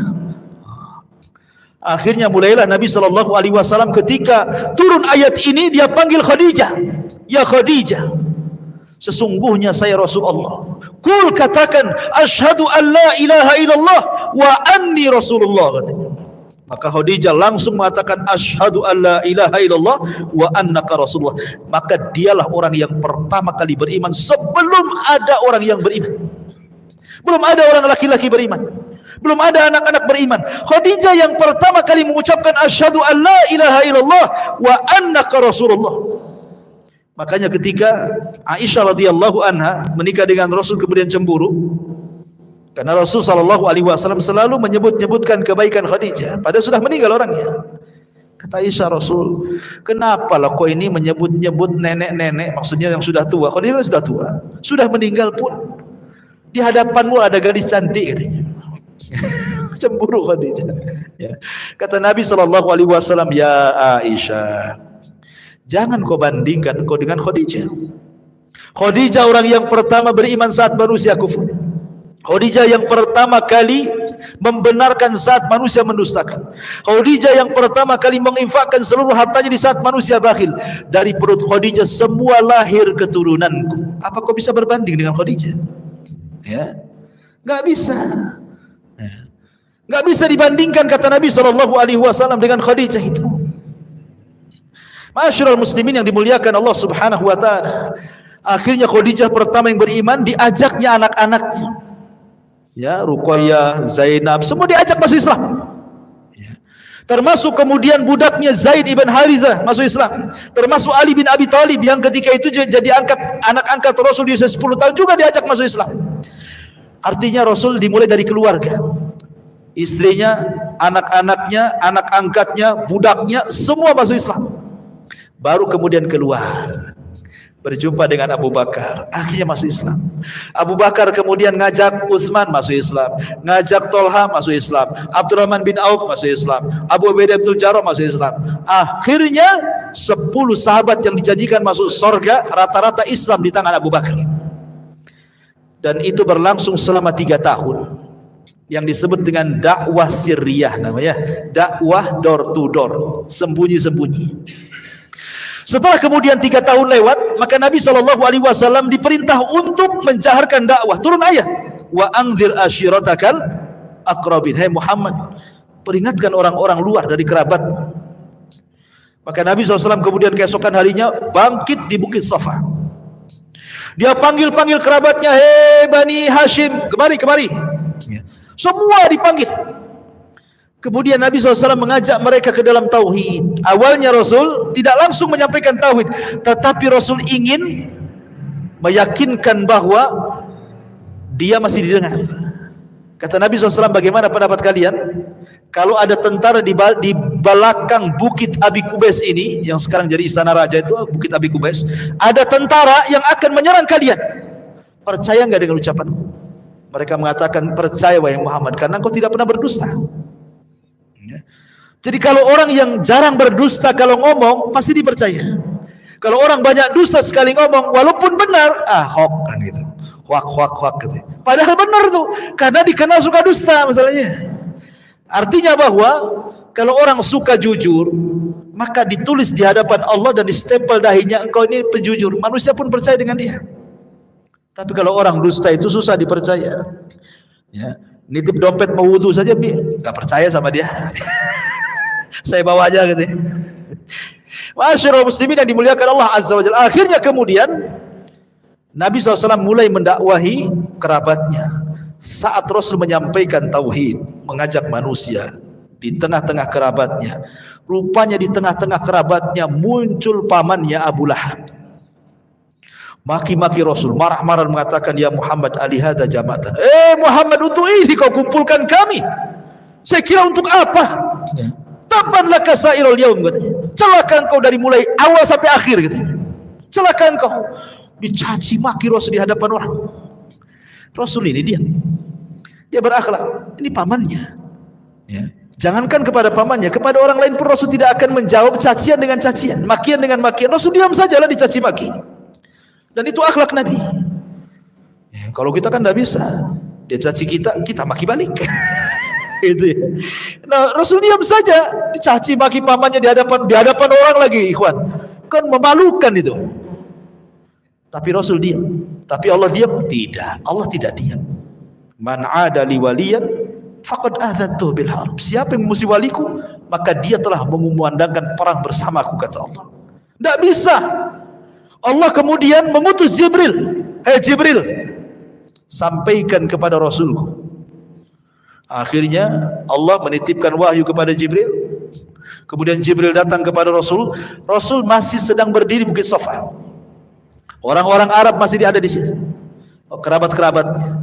Tiba-tiba Jibril memasukkan ke dalam hati Rasul suratul Lahab. Suruh dibaca di depan manusia.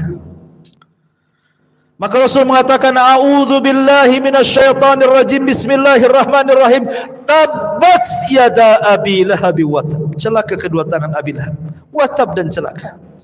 Ma agna anhu maluhu wa ma kasab. Harta dan anaknya percuma, tidak bermanfaat di hadapan Allah. Sayasla naran dzata lahab. Dia akan masuk ke neraka yang menyala-nyala.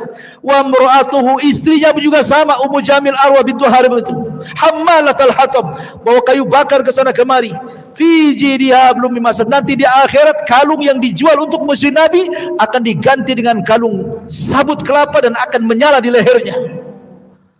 Orang Arab itu, mereka tidak pernah mendengar Quran. Baru kali itulah mereka mendengarkan Quran. Sehingga mereka menyangka itu syair. Dan mereka terbiasa menghafal syair. Ketika Rasul menyebutkan tabbat yada abil, karena ini pendek, terekamlah di otak-otak orang-orang yang hadir di situ. Disangkanya Rasul sedang bersyair. Pulanglah setelah kejadian itu, mereka pun membaca di rumah ini tabbat yada, di tabbat yada, di pasar tabbat yada. Apa enggak stres Abu Lahab itu? Stres Abu Lahab itu sebagian. Karena semua baca tabbat yada disangka syair. Di mana-mana baca tabbat yada itu. Subhanallah. Dan Allah Subhanahu wa taala Maha Adil. Karena Abu Lahab yang pertama kali memuji Rasul sebelum ada Abu Jahal dan yang lainnya, Allah letakkan surah Tabbat itu di surat yang paling pendek dalam juz amma. Allah tidak sisipkan di Al-Baqarah, di Al-Imran, nanti jarang orang baca. Ya. Tapi Allah letakkan di surat yang paling pendek di juz amma sehingga orang semua hafal, anak kecil hafal, antum hafal. Ya. Bahkan imam itu tabas terus tuh kalau baca. Seolah-olah Abu Lahab ini dikutuk sampai kiamat tuh sama imam-imam tuh. Coba bayangkan ya, al-jaza min jinsil amal nih kan. Balasan itu sesuai dengan amalannya.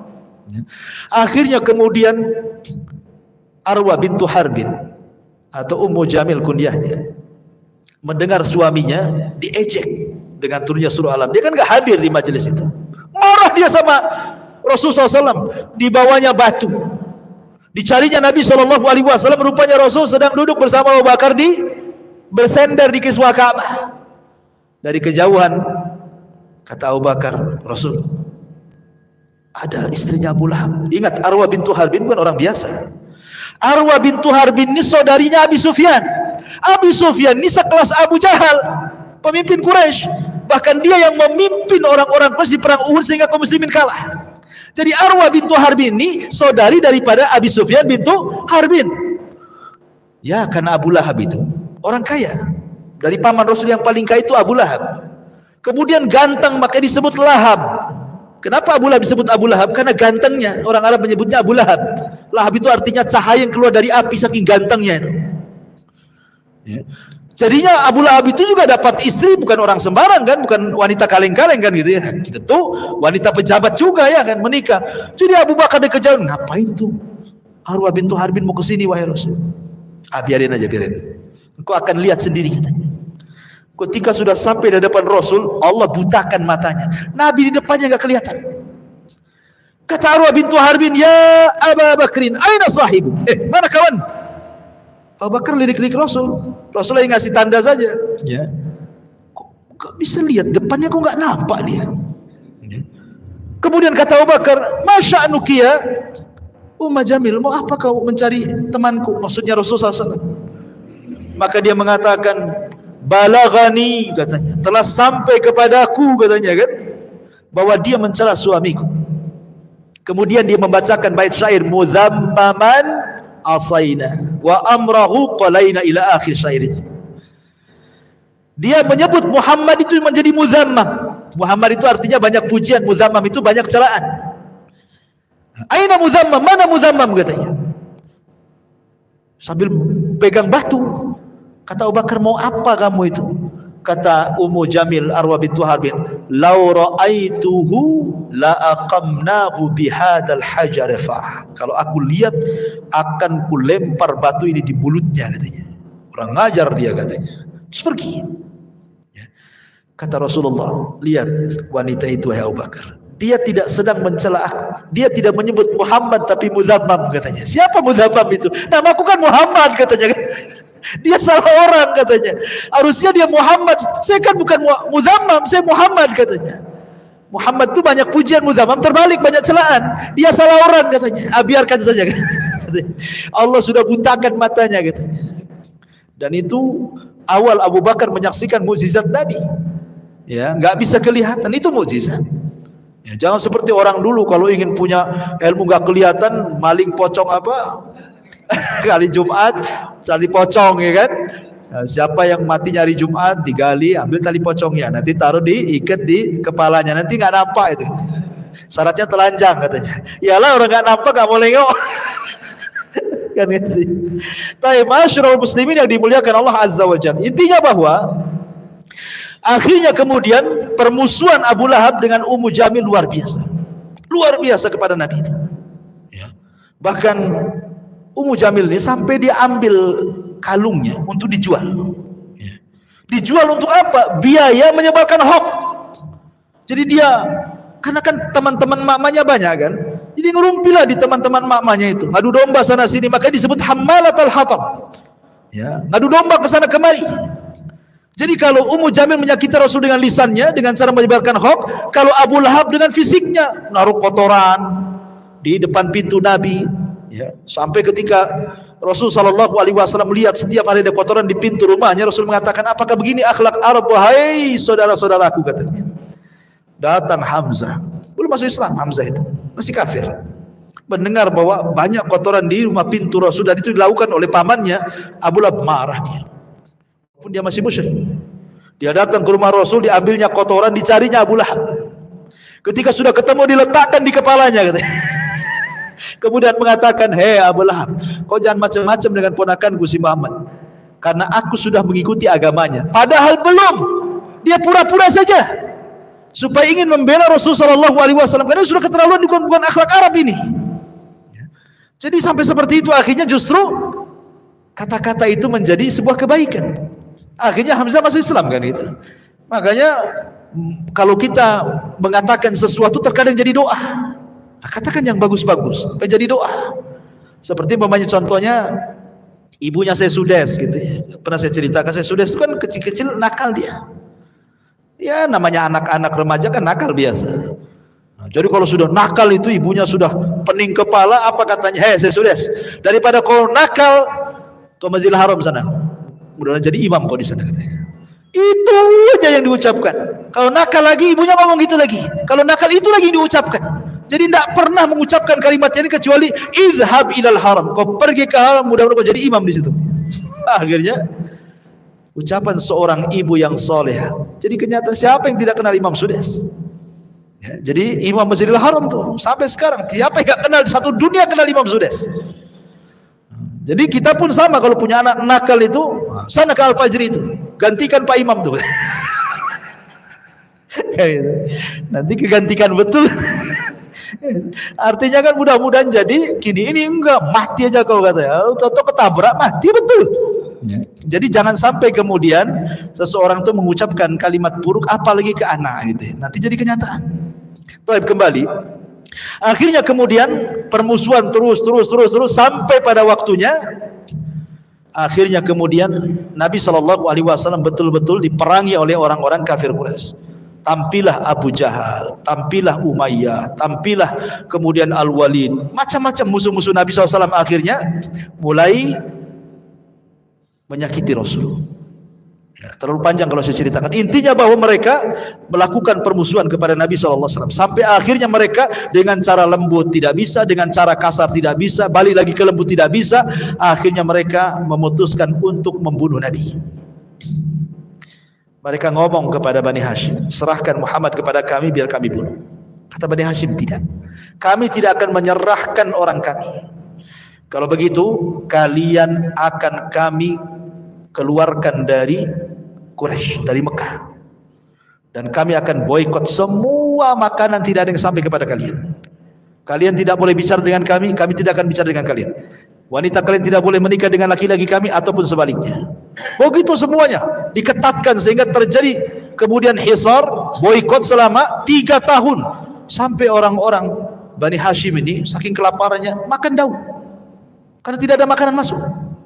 Dari situlah kemudian harta Khadijah habis, harta Nabi habis, karena untuk memberi makan Bani Hashim yang ketika terjadi pemboikotan 3 tahun lamanya.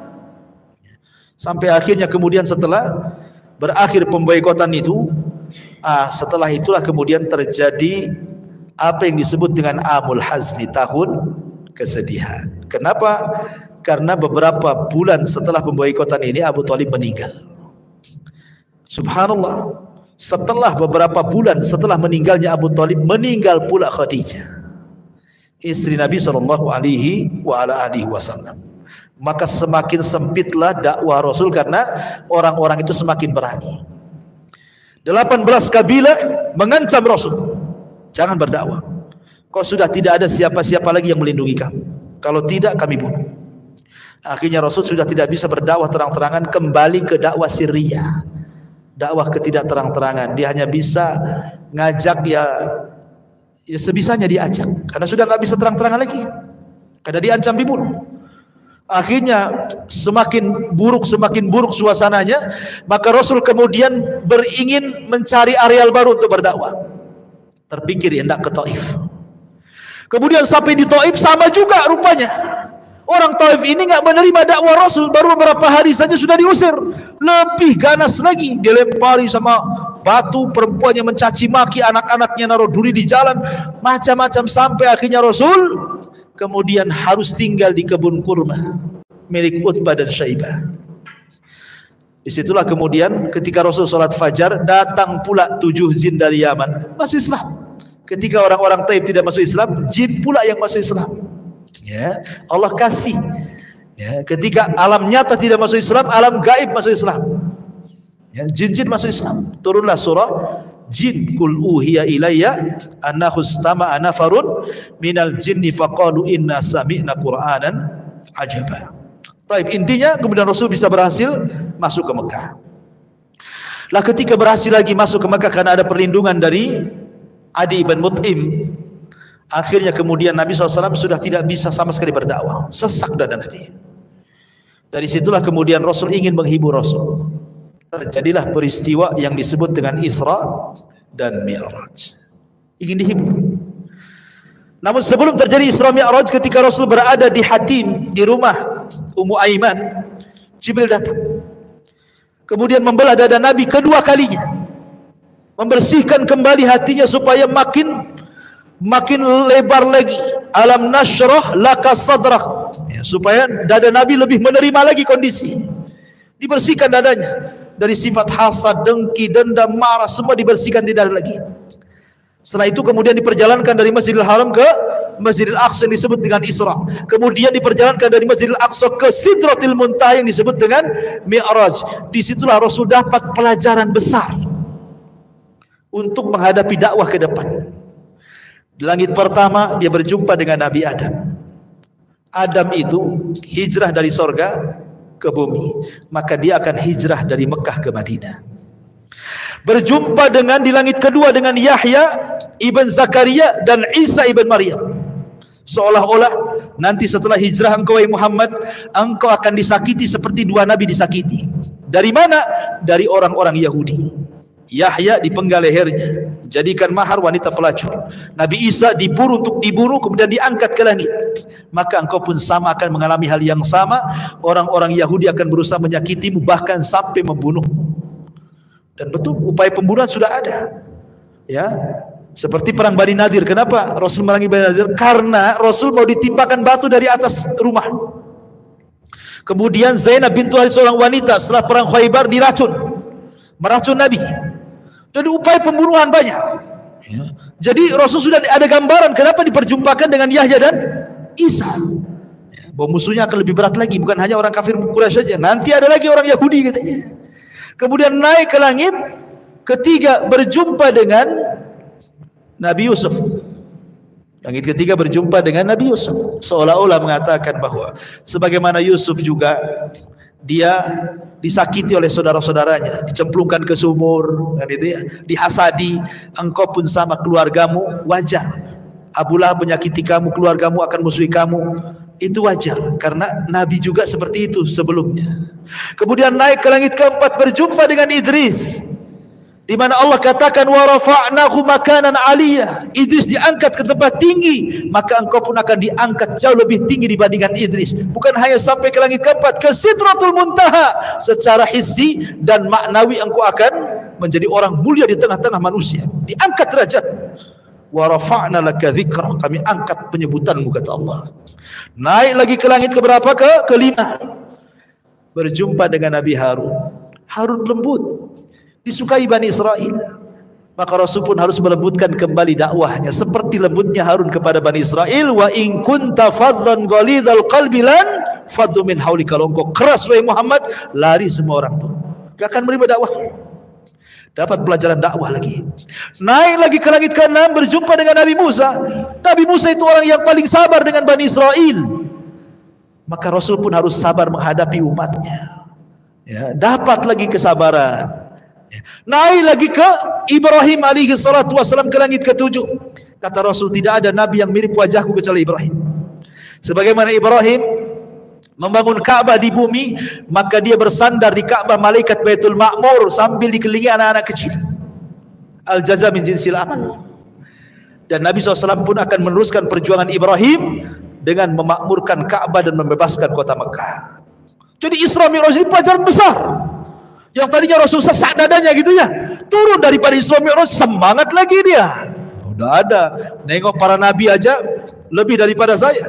Makanya Allah mengatakan fasbir kama sabar ulul azmi minar rusul. Sabar kau Muhammad sebagaimana sabarnya ulul azmi dari kalangan Rasul sebelum. Jadi dapat vitamin baru nih Isra Mi'raj ini. Makin semangat Rasul. Lah kebetulan 1 tahun sebelum hijrah, atau mungkin 2 tahun sebelum hijrah, datanglah orang-orang Madinah dari kabilah Khazraj yang haji ke Mekah. Ketika Rasul sudah tidak bisa mendakwai penduduk Mekah, rupanya berjumpa dengan orang-orang Ansar, 12 orang dari kalangan orang-orang Khazraj, semua masuk Islam. Kemudian mereka berjanji akan datang tahun depan. Maka terjadilah pembaiatan yang kedua yang disebut Bai'ah Aqabah. Yang pertama yang hanya 12 orang, kemudian terjadi pembaiatan yang kedua, orang-orang Madinah datang ke Mekah yang berjumlah 73 orang. Dan ketika itu Rasul mengutus Mus'ab bin Umair Kuutus kau ke Madinah berdakwah di sana. Akhirnya Mus'ab berhasil mengislamkan para pembesar di Madinah, tersebarlah Islam di mana-mana. Lah ketika sahabat mereka hijrah ke Habasyah 2 kali, ya kan? Maka Rasul mengatakan Allah sudah mengizinkan aku untuk hijrah dan Allah sudah menentukan tempat untuk hijrah. Maka semua yang ada di Mekah hijrah ke Madinah, semua yang ada di Habasyah pulang gabung ke Madinah. Nah, terjadilah hijrah pertama Rasul. Yang sebelumnya sahabat sudah hijrah ke Habasyah, tapi ini pertama Rasul hijrah dari Mekah.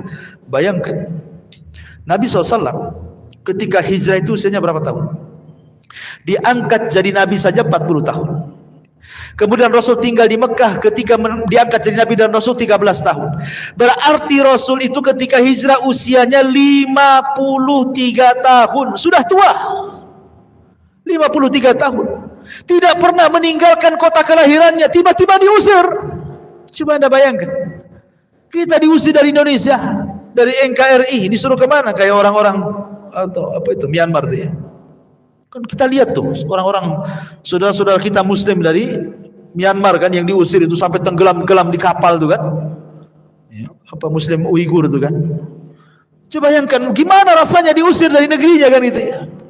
Makanya Nabi SAW kemudian sebelum hijrah dia naik ke atas gua tuh. Ke gua Hira. Ya, kemudian dipandangnya Mekah. Dia mengatakan, wahai Mekah, engkau tempat yang terbaik dan suci. Kalau bukan karena kaumku mengusirku, aku tidak akan tinggalkan kamu, katanya. Nah, itulah wasiat Rasul. Rasul berangkat ke Madinah. Disinilah era baru. Dan inilah kisah kedua hijrah Rasul berada di bulan Rabiul Awal, pertengahan kisah.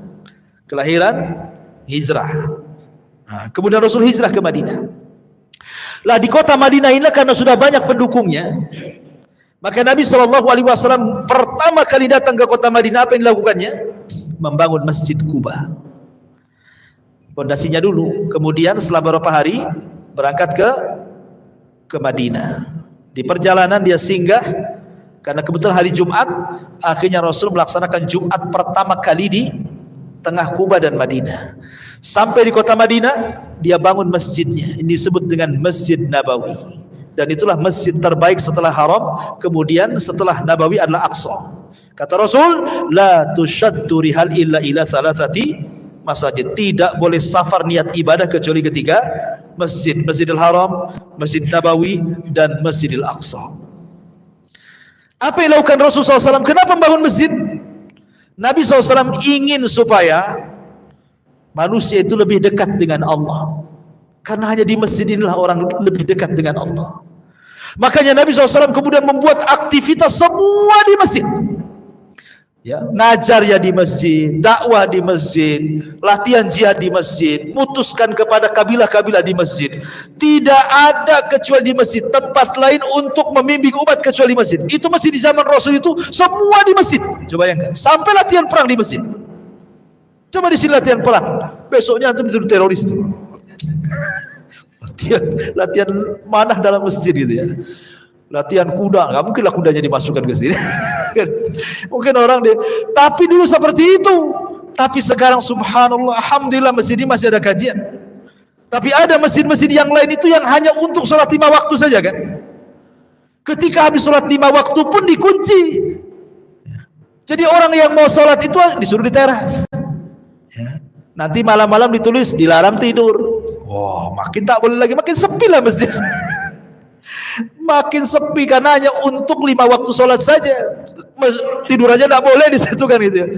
Jadi sepi. Kenapa ya? Mungkin alasannya takutlah kalau seandainya masjid dibuka lebar-lebar gak ada kuncinya, nanti jangan lagi kotak infak hilang, kotak-kotaknya hilang, jam mungkin ini ampli semua hilang semua kan itu ya. Karena sekarang ini tidak ada tempat yang lebih aman. Dulu tempat aman itu rumah dan masjid. Rumah pun tak aman, masjid pun tak aman. Sekarang nggak ada tempat yang paling aman. Kemana coba? Baik, masyarakat muslimin yang dimuliakan Allah Azza wa Jalla. Maka Rasul mulai mempersatukan hati-hati orang Ansar dan Muhajirin. Karena namanya beda daerah. Ansar ini keturunan Yaman. Orang-orang Muhajirin ini memang asli orang Mekah, keras-keras orangnya. Ya kan? Orang Yaman kan lembut-lembut orangnya. Nabi SAW kemudian ingin menyatukan, mempersaudarakan. Dikenallah sejarah bagaimana Rasulullah SAW mempersaudarakan sekitar 70 orang lebih gitu yang pertama kali. Kita kenal ada persaudaraan antara Salman Al-Farisi dengan Abu Darda. Salman Al-Farisi dengan Abu Darda dipersaudarakan sama Nabi. Ingat, persaudaraan itu saling mewarisi. Jadi kalau meninggal salah satunya, hartanya diwariskan. Tapi setelah perang Badar, turun ayat bahwa harta waris itu hanya untuk yang ada hubungan rahim saja, ahli waris saja. Maka kemudian dimansuh, tidak ada lagi saling mewarisi, kecuali memang keluarga. Yang ada saling menolong, saling membantu, dan begitu seterusnya. Ya. Jadi suatu ketika Salman Al-Farisi ini melihat istrinya Abu Darda nggak pernah dandan, karena waktu itu belum ada ayat hijab, jadi rambut masih nampak gitu kan, kucel, nggak pernah mandi, pakaiannya biasa, pokoknya nggak ada dandan, jelek lah. Ya. Jadi Salman Al-Farisi mengatakan, ya Ummu Darda, dandanlah sedikit. Ya, masa kayak gini kau punya suami, katanya.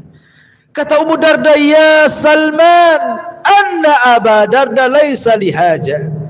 Hei Salman, Abu Darda itu tidak ada hajat lagi sama saya. Kalau siang puasa, malam sholat malam, tidak ada waktu untuk saya, katanya. Jadi biarlah saya seperti ini. Saya ini seolah-olah tidak punya suami aja, katanya. Ya. Jadi orang dulu suami tidak memperhatikan istri itu karena rajin ibadah. Kalau sekarang lain. Karena ada orang ketiga, keempat, kelima, keenam, dan begitu seterusnya kan itu ya. Jadi akhirnya kemudian Salman mengatakan kepada Ummu Darda, udah gini aja, bilang saudaranya besok datang. Akhirnya kemudian Abu Darda mendengar saudaranya akan datang ke rumah. Wah, disediakan kamar yang bagus, makanan yang lezat. Ya, karena menyambut saudaranya, datanglah Salman malam-malam. Ketika itu Salman sudah disediakan kamar, nggak mau tidur dia, nggak mau tidur. Abu Darda sholat. Ya. Kata Abu Darda, kenapa kau tak tidur, wahai Salman saudaraku? Kata Salman, enggak. Saya akan tidur kalau kau tidur di sampingku, katanya. Akhirnya Abu Darda terpaksa tidur, tidak sholat malam dia. Setelah sepertiga malam baru bangun. Ayo kita sholat, katanya. Besoknya dihidangkan makanan. Abu Darda pergi, Salman suruh makan. Abu Darda datang, kok nggak habis makanannya, nggak dimakan? Tidak.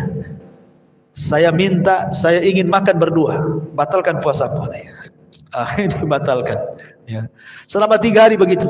Jadi Abu Darda sudah tidak sholat malam lagi, kecuali sepertiga malam, dan tidak puasa sunnah lagi. Sebelum pulang Salman menasihati, ya Abu Darda, ingat ya, aku pernah mendengar Rasul bersabda, engkau ini hidup kasih 3 hak. 1 hak untuk keluargamu, 1 hak untuk dirimu, 1 hak untuk Rabbmu. Jangan kau habiskan untuk Rabbmu saja.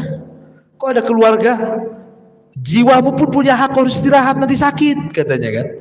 Akhirnya sampailah kabar ini kepada Rasul. Apa kata Rasul? Sadaqah Salman, benar kata Salman itu.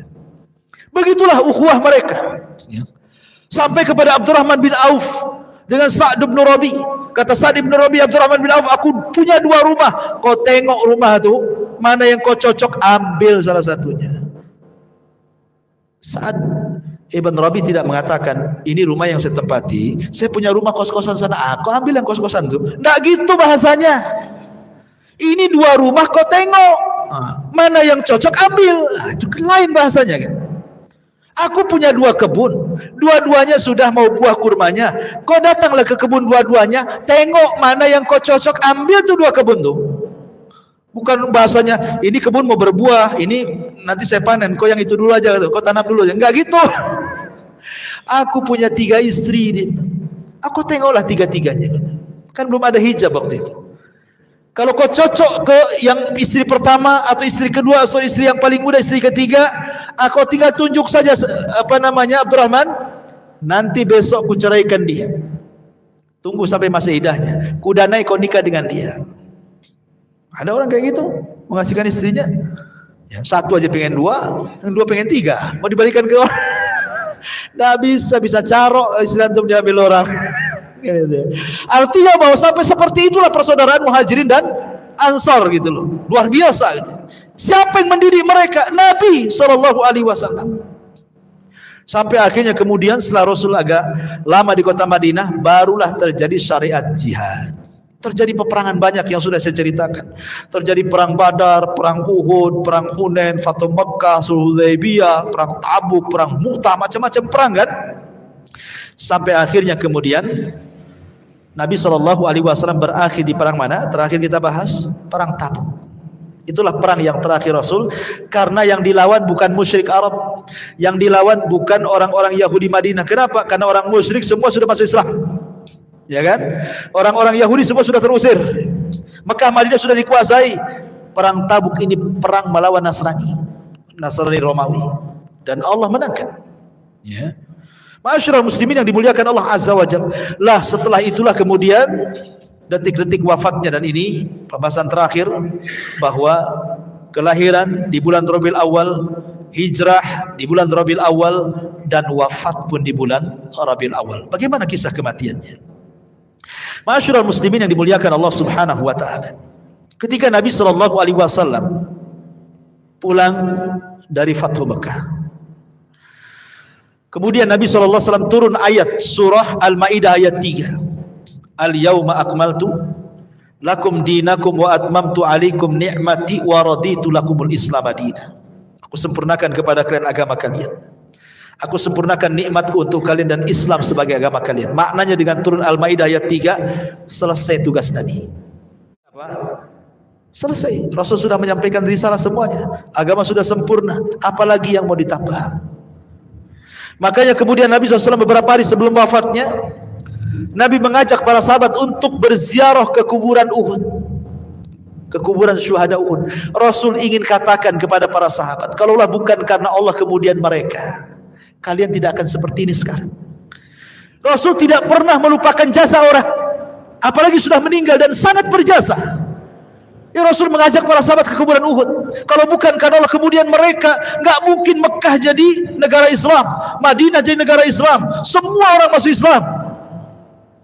Maka Nabi SAW mengucapkan salam kepada mereka, Assalamualaikum ya ahla Uhud. Ya.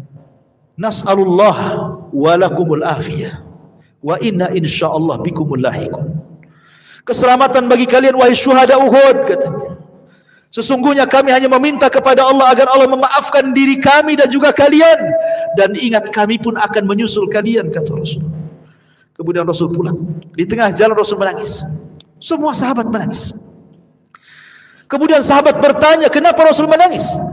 Kata Nabi SAW, Ishfaqtu ikhwani. Aku rindu dengan kawan-kawanku, wahai sahabatku. Sahabat mengatakan, ya Rasul, awalasna ikhwanuka. Rasul, bukankah kami teman-teman? Lalu kami ini siapa? Kata Nabi SAW, antum lastum ikhwani. Kalian bukan saudara, bukan teman-temanku. Antum ashabi, engkau sahabatku. Lalu siapa teman-temanmu wahai Rasul? Maka Rasul mengatakan, ikhwani alladzina ja'u min ba'di wa lam yarawni wa yu'minu bi.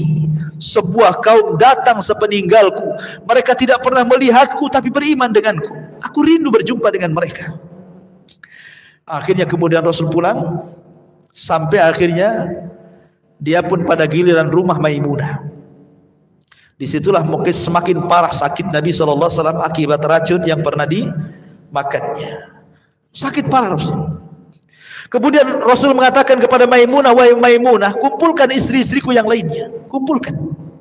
Kemudian berkumpullah istri-istri Nabi SAW dan mengatakan, kata Rasul, sudikah kalian kalau seandainya malam-malam terakhirku bersama Aisyah? Kata istri-istrinya, silahkan wahai Rasul, keputusanmu ada di tangan. Akhirnya kemudian Rasul memanggil Abbas dan juga Ali untuk menggendong dia, karena dia tidak bisa parah ke rumah Aisyah. Kenapa rumah Aisyah? Karena satu-satunya kamar yang Jibril turun hanya di rumah Aisyah. Jibril tidak pernah turun di rumah istri-istri yang lainnya. Itu yang menjadikan kenapa Rasul sayang dengan Aisyah. Jibril saja sayang dan menyampaikan salam kepada Aisyah radhiyallahu anha, dan tidak ada istri Rasul selain Khadijah yang mendapatkan salam dari Jibril kecuali Aisyah dan Khadijah. Tapi Khadijah lebih daripada Aisyah. Bukan hanya Jibril nitip salam, Allah nitip salam kepada Khadijah. Akhirnya Rasul dipapah. Lah ketika dari kamar Maimunah ke rumah Aisyah itu, kan sahabat nampak Rasul lagi dipapah kan itu. Tersebarlah kepada sahabat seantero kota Madinah. Rasul sakit parah, Rasul sakit parah. Khawatir para sahabat. Semua datang dari rumah-rumah mereka, mengutus orang-orang mereka, suruh melihat kondisi Nabi seperti apa. Akhirnya orang pun menunggu di Masjid Nabawi. karena saking banyaknya sampai keluar masjid. Kemudian suara mereka, tangis kesedihan mereka sampai masuk di kamar Aisyah. Kata Rasul, ada apa? Kok banyak gaduh kali di luar itu? Kata Aisyah radhiyallahu anha, dia mengatakan, mereka sahabat-sahabatmu Rasul. Mereka mengkhawatirkan kamu. Akhirnya kata Rasul mengatakan, panggil Abbas dan Ali. Panggil Abbas dan Ali. Kata Rasul, papa aku ingin melihat sahabatku, katanya. Akhirnya kemudian Nabi SAW masuk ke Masjid Nabawi. Itulah kemudian Rasul dengan tertatih-tatihnya naik ke atas mimbar, dan itulah khutbah terakhir Rasul. Karena setelah itu Rasul tidak pernah lagi khutbah karena meninggal. Rasul berkhutbah di situ. Salah satu khutbah Rasul, dia mengatakan, "Man kuntu akhadtu malan, fahadha mali falyakhudh minhu." Wahai sahabatku, siapa yang dulu ku ambil hartanya, ini hartaku ambil sekarang. Wa man kuntu dharabtu dhahran, siapa yang dulu ku pukul pundaknya, fahadha dhahri falyaqtas minhu, silahkan pukul aku sekarang. Wa man kuntu syatamtu irdan, fahadha irdi falyaqtas minhu. Atau dulu pernah ku caci, ku maki, ku rendahkan, ku gibah, ini kehormatanku, caci sekarang, maki sekarang, rendahkan sekarang. Seolah-olah Rasul ingin mengajarkan kepada kita bahwa di akhir-akhir hayat itu kalau bisa jangan membawa dosa. Jangan membawa dosa. Kalau orang sudah sakit dan parah, ya, kalau bisa minta maaf orang lain. Jangan kemudian setelah meninggal sibuk pula orang berdiri. Ya, kalau jenazah ini ada hutang, ini keluarganya bisa bayar sama beliau, kan gitu. Kalau dulu punya salah tolong maafkan, nggak ada gunanya, ikhwan. Justru saat-saat sakit itulah ingat kok dulu kalau punya salah, punya hutang, cepat bayar sama si An. Saya pernah gibah dia, tolong minta maaf sama dia. Kan begitu. Itu yang diajarkan Rasul kepada kita. Ya. Akhirnya kemudian Nabi SAW berkhutbah banyak sampai terakhir Rasul SAW kemudian mendoakan para sahabat dan mengatakan, awakumullah, hafidhakumullah, nasarakumullah, dan begitu seterusnya. Semoga Allah menjaga kalian, menolong kalian, melindungi kalian, dan begitu seterusnya. Kemudian Rasul mengatakan, titipkan salamku kepada siapapun dari umatku. Rasul menitipkan salam kepada kita. Kemudian Rasul naik, turun dari mimbar, masuk ke rumah Aisyah. Detik-detik wafatnya, Nabi SAW pingsan berkali-kali. Pingsan berkali-kali. Sampai akhirnya suatu ketika seluruh keluarganya kumpul, tiba-tiba Rasul mengatakan, bisa enggak kalian semua keluar, katanya. Bisa enggak kalian semua keluar? Kecuali Aisyah. Karena Rasul berada di pangkuan Aisyah. Maka semua keluarganya, istrinya, semua keluar, anak-anaknya. Rupanya maksud Rasul itu, kenapa? Karena di depan pintu ada malaikat Jibril dan malaikat maut. Jibril minta izin untuk masuk. Kemudian setelah Jibril mengucapkan salam dan memberitahu bahwa dia bersama malakul maut, kemudian Nabi SAW diberikan pilihan oleh Jibril. Apakah engkau akan tetap hidup? So, malaikat maut tidak akan mencabut hari ini, dan engkau akan senang dengan apa yang kau telah perjuangkan selama ini, ataukah engkau akan menyusul saudara-saudaramu di Rafiqil A'la sana, di surga yang paling tinggi bersama para nabi, orang-orang soleh, para siddiqin, para syuhada? Ya, pilih mana? Maka Rasul tiba-tiba mengisyaratkan tangannya. Aisyah mengatakan, demi Allah, aku baru perasan Rasul sedang diberikan pilihan. Karena setiap para nabi diberikan pilihan, mau hidup atau mati. Ya kan? Makanya kemudian Rasul menunjukkan sampai ke atas begini, ila rafiqil a'la, ila rafiqil a'la, kata Rasul. Saya memilih ke atas, saya memilih ke atas. Maknanya milih meninggal. Karena apa yang di sisi Allah lebih baik dibandingkan di dunia. Ya. Maka Rasul mengatakan, ala wa inna lil mauti la sakarat. Ingat, pada kematian itu ada rasa sakaratnya, ada rasa pedih, ada rasa sakitnya. Rasul merasakan sakit luar biasa, melebihi manusia biasa saat kematiannya. Tapi tentu maksudnya adalah rasa sakit yang diderita seorang mukmin saat kematiannya boleh jadi itu akhir menggugurkan semua kesalahannya. Tapi rasa sakit orang-orang kafir saat meninggal boleh jadi itu awal azab bagi dia. Ya. Makanya Nabi SAW kemudian terakhir mengucapkan as-salatu salah wa ma malakat aimanukum. Jaga oleh kalian salat, jaga oleh kalian salat, dan hamba-hamba sahaya kalian, tolong lindungi mereka, jangan zalimi pada mereka.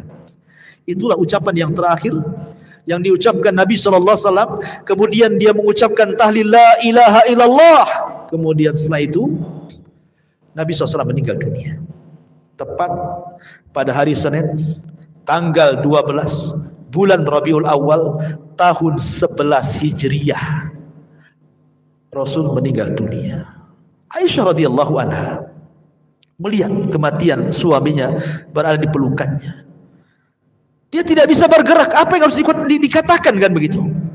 Dia sudah meninggal. Sehingga Nabi SAW, Aisyah hanya berusaha berteriak, mata Rasulullah, mata Rasulullah. Rasul sudah meninggal, Rasul sudah meninggal. Maka orang-orang yang di samping pintu masjid yang dekat dengan suara Aisyah itu langsung berteriak, mata Rasulullah, mata Rasulullah. Akhirnya semua mengucapkan kalimat itu. Setelah betul-betul mereka mengatakan bahwa Rasul sudah meninggal, semua seperti orang tidak sadar. Ali tidak sanggup berdiri, Utsman tidak sanggup berdiri. Aneh-aneh kelakuan para sahabat. Utsman pula, Umar pulang ke rumahnya, ambil pedang, kemudian ngancam-ngancam orang. Siapa yang mengatakan Muhammad mati, ku penggal dia lehernya, katanya. Dia tidak mati. Dia sedang pergi 40 hari, nanti akan kembali matahkan tangan kaki orang munafik. Wah, semua sibuk para sahabat. Apa yang harus mereka lakukan? Kecuali satu orang yang tetap tegar. Siapa? Abu Bakar Siddiq radhiyallahu anhu. Datang Abu Bakar Siddiq radhiyallahu anhu menangkan Umar. Uskut ya Umar. Diam kau Umar. Ngapain kau teriak-teriak? Tapi Umar tetap aja teriak-teriak dia. Dia masuk ke ruangan Aisyah. Kemudian melihat jasad Rasul yang sudah ditutup kain, dibukanya kain, diciumlah keningnya oleh Abu Bakar. Kemudian Abu Bakar mengatakan, tibta anta ya Rasulullah hayyan wa mayyitan. Sungguh indah engkau hai Rasul, baik kau ketika hidup ataupun mati. Kemudian dicium keningnya, ditutup lagi. Kemudian dia keluar masjid. Dia masih melihat Umar lagi marah-marah, gak dipedulikan. Naik di atas mimbar Abu Bakar. Kemudian Abu Bakar mengatakan di hadapan manusia, ayyuhan nas, man kana minkum ya'budu Muhammadan fa inna Muhammadan qad mat, wa man kana ya'budu Allah fa inna Allah hayyun la yamut. Manusia, siapa di antara kalian yang masih menyembah Muhammad, Muhammad sudah mati. Tapi siapa di antara kalian yang menyembah Allah, Allah zat yang tetap hidup dan tidak akan pernah mati. Kemudian Abu Bakar membacakan satu ayat, wa ma Muhammadun illa rasulun qad khalat min qablihi rusul afa immata aw qutilan qalabtum ala aqabikum wa man yanqalib ala akibaihi falan yadurrallaha syai'a wa sayazillahu syakirin. Tidaklah Muhammad itu melainkan sama dengan rasul-rasul sebelumnya. Apakah kalau dia meninggal atau dia dibunuh kalian akan murtad lagi? Demi Allah, siapapun yang murtad dari agama kalian tidak memadaratkan Allah sama sekali. Karena Allah hanya membalas orang-orang yang bersyukur di antara kalian. Kata Anas bin Malik, demi Allah, ketika Abu Bakar membacakan ayat ini, seolah-olah ayat ini baru turun, padahal sudah turun dari zaman Nabi. Semua sadar bahwa Rasul sudah meninggal. Maka Rasul SAW kemudian meninggal di hari Senin dan baru dikebumikan di hari Rabu. Setelah terangkatnya Abu Bakar Siddiq menjadi khalifah sepeninggal Nabi sallallahu alaihi wa ala alihi wasallam.